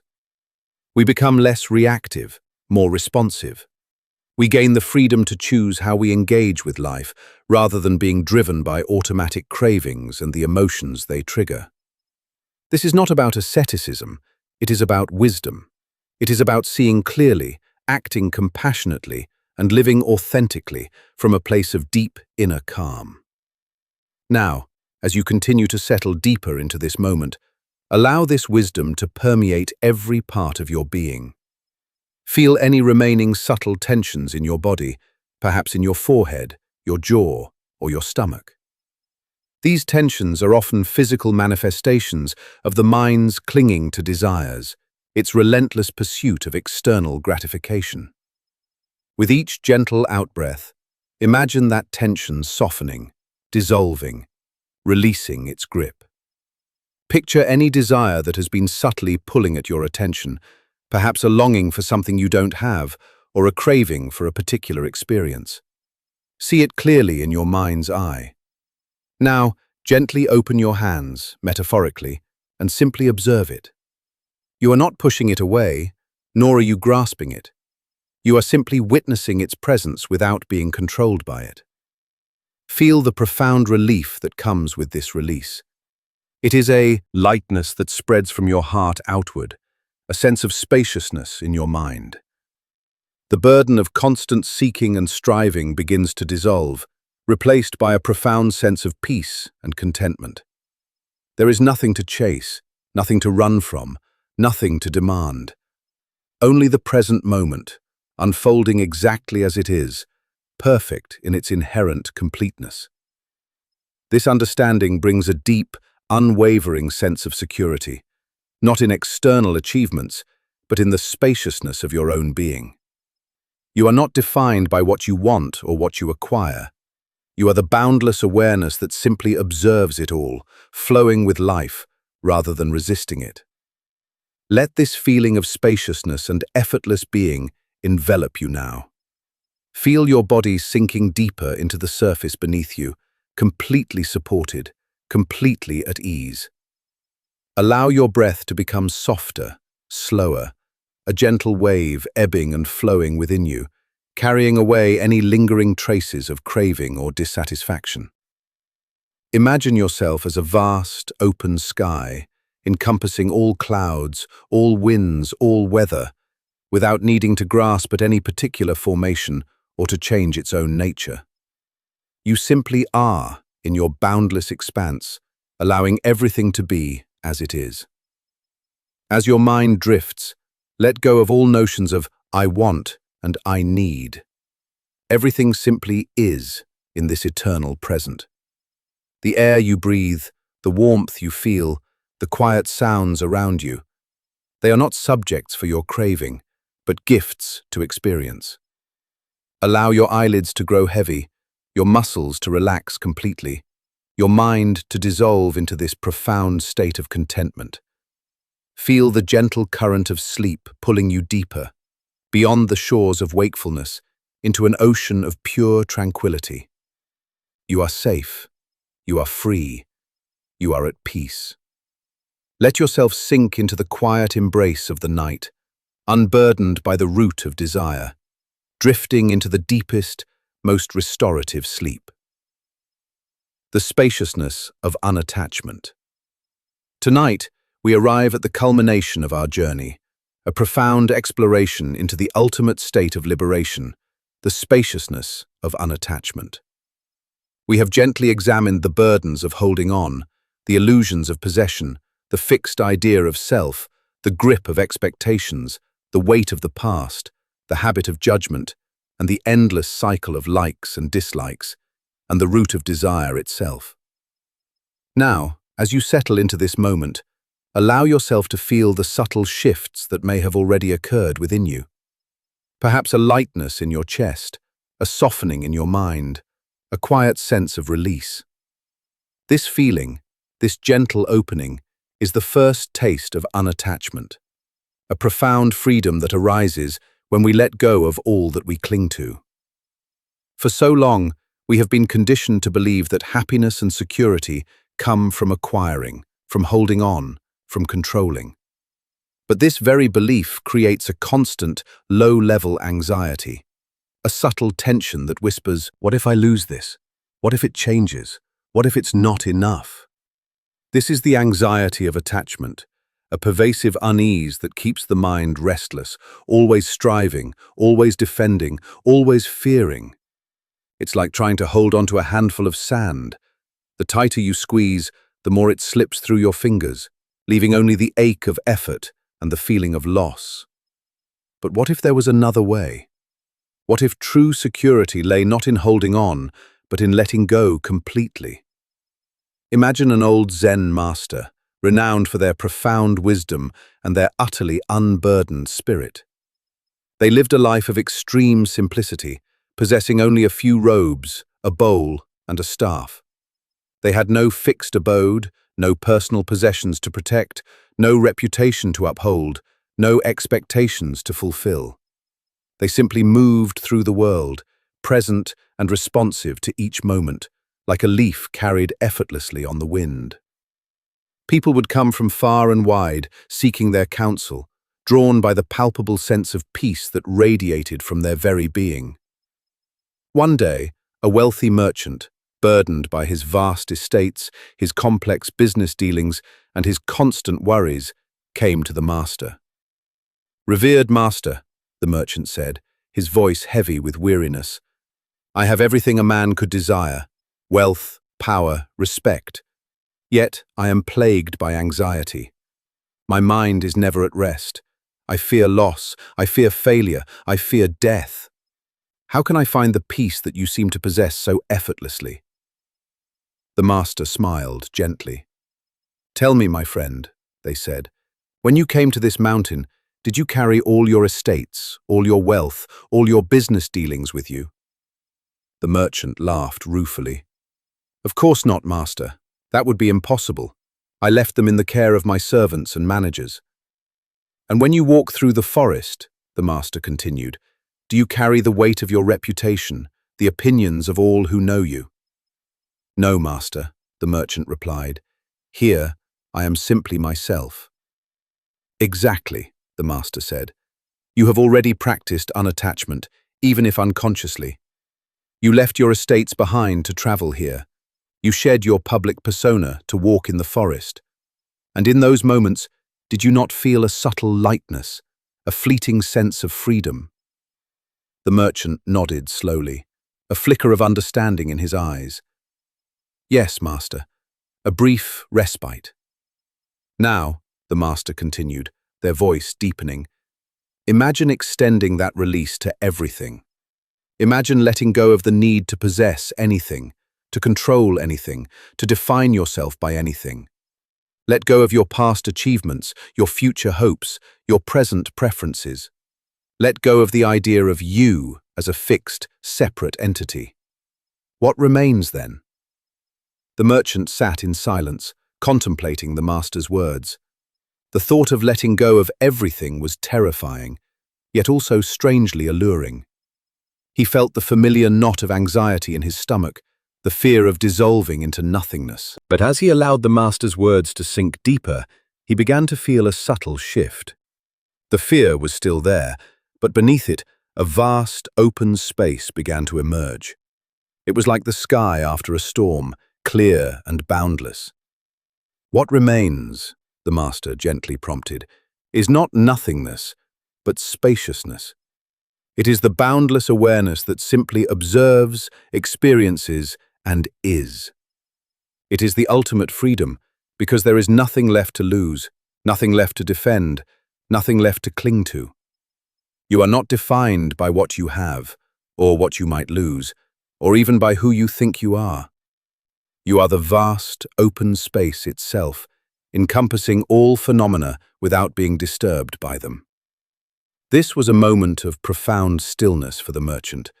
The master's words, spoken with such gentle clarity, cut through the layers of his lifelong conditioning. He realized that his suffering came not from the world, but from his attachment to the world, his desperate attempts to grasp and control what was inherently uncontrollable. He had been fighting against the natural flow of existence, and that fight was the source of his anxiety.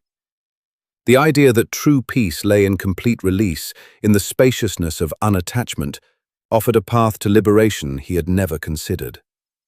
As this truth settled within the merchant, a profound sense of relaxation began to spread through his entire being. The tightness in his chest eased, his brow smoothed, and the lines of worry around his eyes softened. The racing thoughts about his business, his wealth, his reputation, all began to quiet, replaced by a profound stillness. He felt a lightness he had never known, as if an immense burden had been lifted from his shoulders. He understood that unattachment was not about indifference or apathy, but about a deeper, more profound connection with life, one free from the grasping hand of ego. It was about embracing the entirety of existence with an open heart and a mind unburdened by the need to possess or control. This teaching invites us to release our grip on everything. It encourages us to find peace not in a world that conforms to our desires, but in the boundless spaciousness of our own unattached awareness. When we release all attachment, we free ourselves from the cycle of suffering, from the constant striving and dissatisfaction.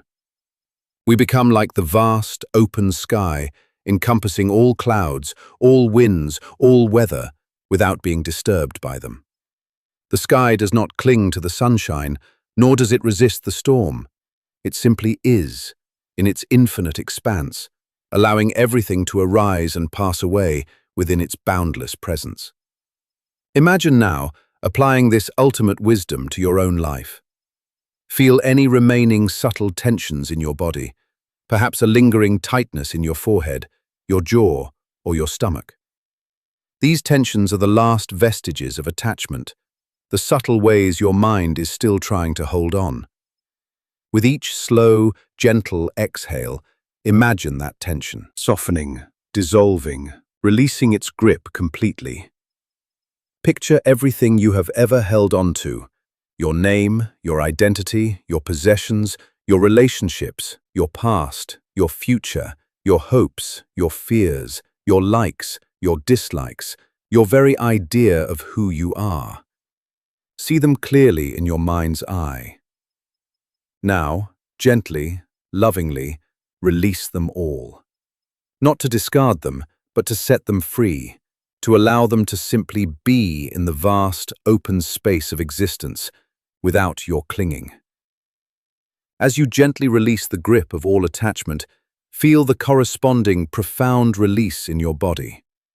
Let your muscles soften, your breath deepen, your mind quiet, until it becomes as vast and still as the night sky.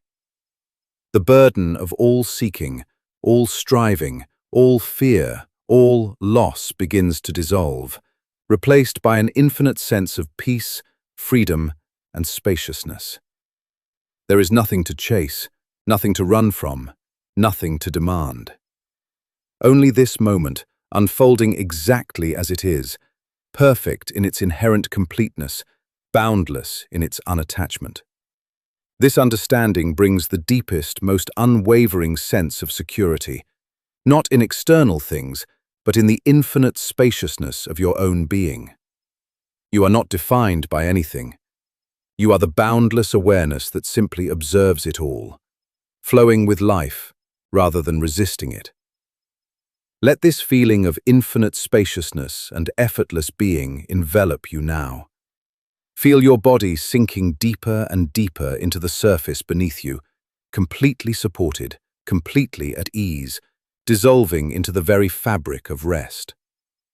Allow your breath to become softer, slower, a gentle wave ebbing and flowing within you, carrying away the last traces of any holding, any striving.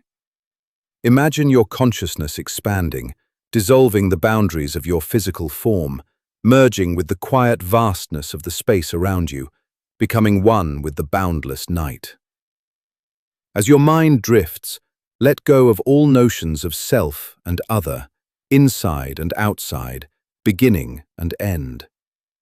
Everything simply is, in this eternal, unattached present. The air you breathe, the warmth you feel, the quiet sounds around you, they are not separate from you, but expressions of the boundless space that you are. Allow your eyelids to grow heavy, your muscles to relax completely, your mind to dissolve into this profound state of unattachment. Feel the gentle current of sleep pulling you deeper, beyond the shores of wakefulness, into an ocean of pure tranquility. You are safe. You are free. You are at peace. Let yourself sink into the quiet embrace of the night, dissolving into the boundless spaciousness of unattachment, drifting into the deepest, most restorative sleep. You are safe. You are free. You are at peace. Let yourself sink into the quiet embrace of the night, dissolving into the boundless spaciousness of unattachment, drifting into the deepest, most restorative sleep. As the merchant continued to sit in the presence of the Zen master, the profound truth of unattachment settled deeper into his being. He realized that the peace he had sought so desperately in his vast possessions and accomplishments was not something to be acquired, but something to be uncovered by letting go.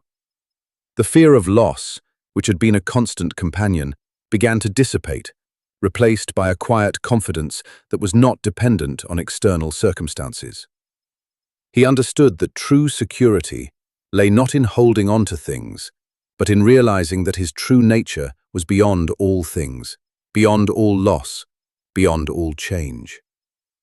This spaciousness of unattachment is the ultimate freedom, the state where the mind is no longer bound by the chains of craving and aversion, hope and fear.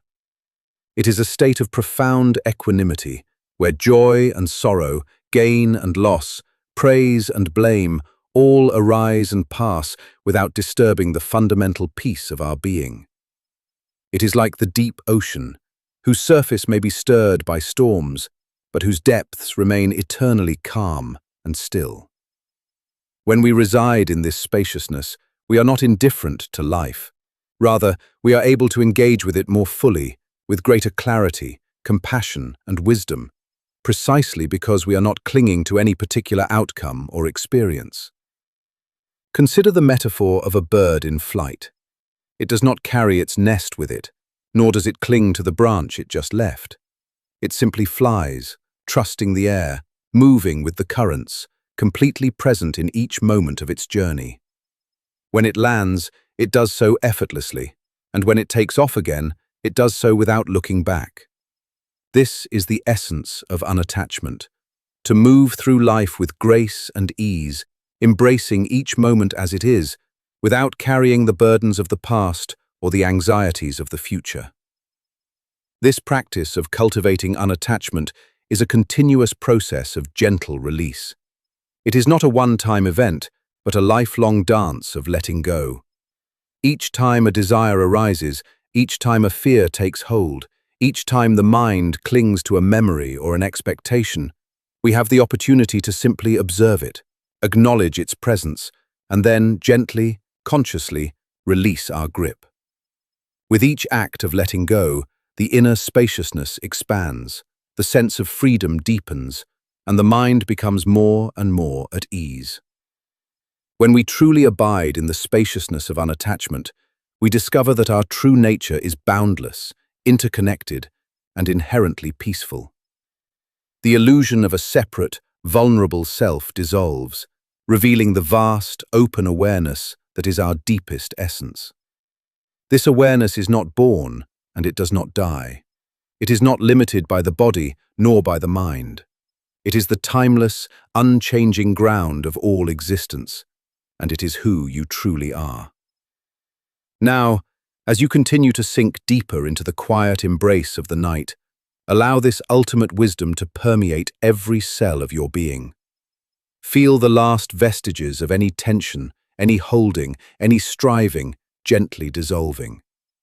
Imagine your body becoming as light as a feather, expansive as the night sky. Your breath is soft, almost imperceptible, a gentle whisper of life itself. Picture yourself floating in an infinite expanse of pure, luminous space. There are no edges, no boundaries, no beginning, no end. You are not separate from this space. You are this space. All the experiences of your life, all the thoughts, all the emotions, all the sensations, they are like stars twinkling in this vastness, appearing and disappearing without disturbing the fundamental peace and stillness of the space itself.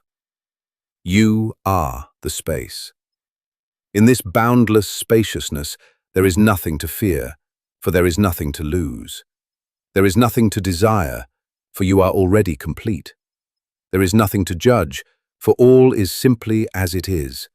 There is only a profound, unshakable peace, a deep, effortless contentment that permeates your entire being.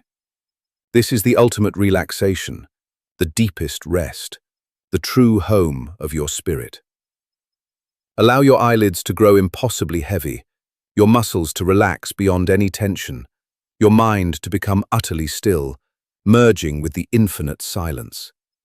Feel the gentle current of sleep pulling you deeper, beyond all thoughts, beyond all concepts, beyond all sense of self, into an ocean of pure, unconditioned tranquility. You are dissolving into the very essence of rest, into the heart of pure being. Let go, let go, let go, and simply be, carried by the gentle current of the universe into the deepest, most peaceful, and most restorative sleep.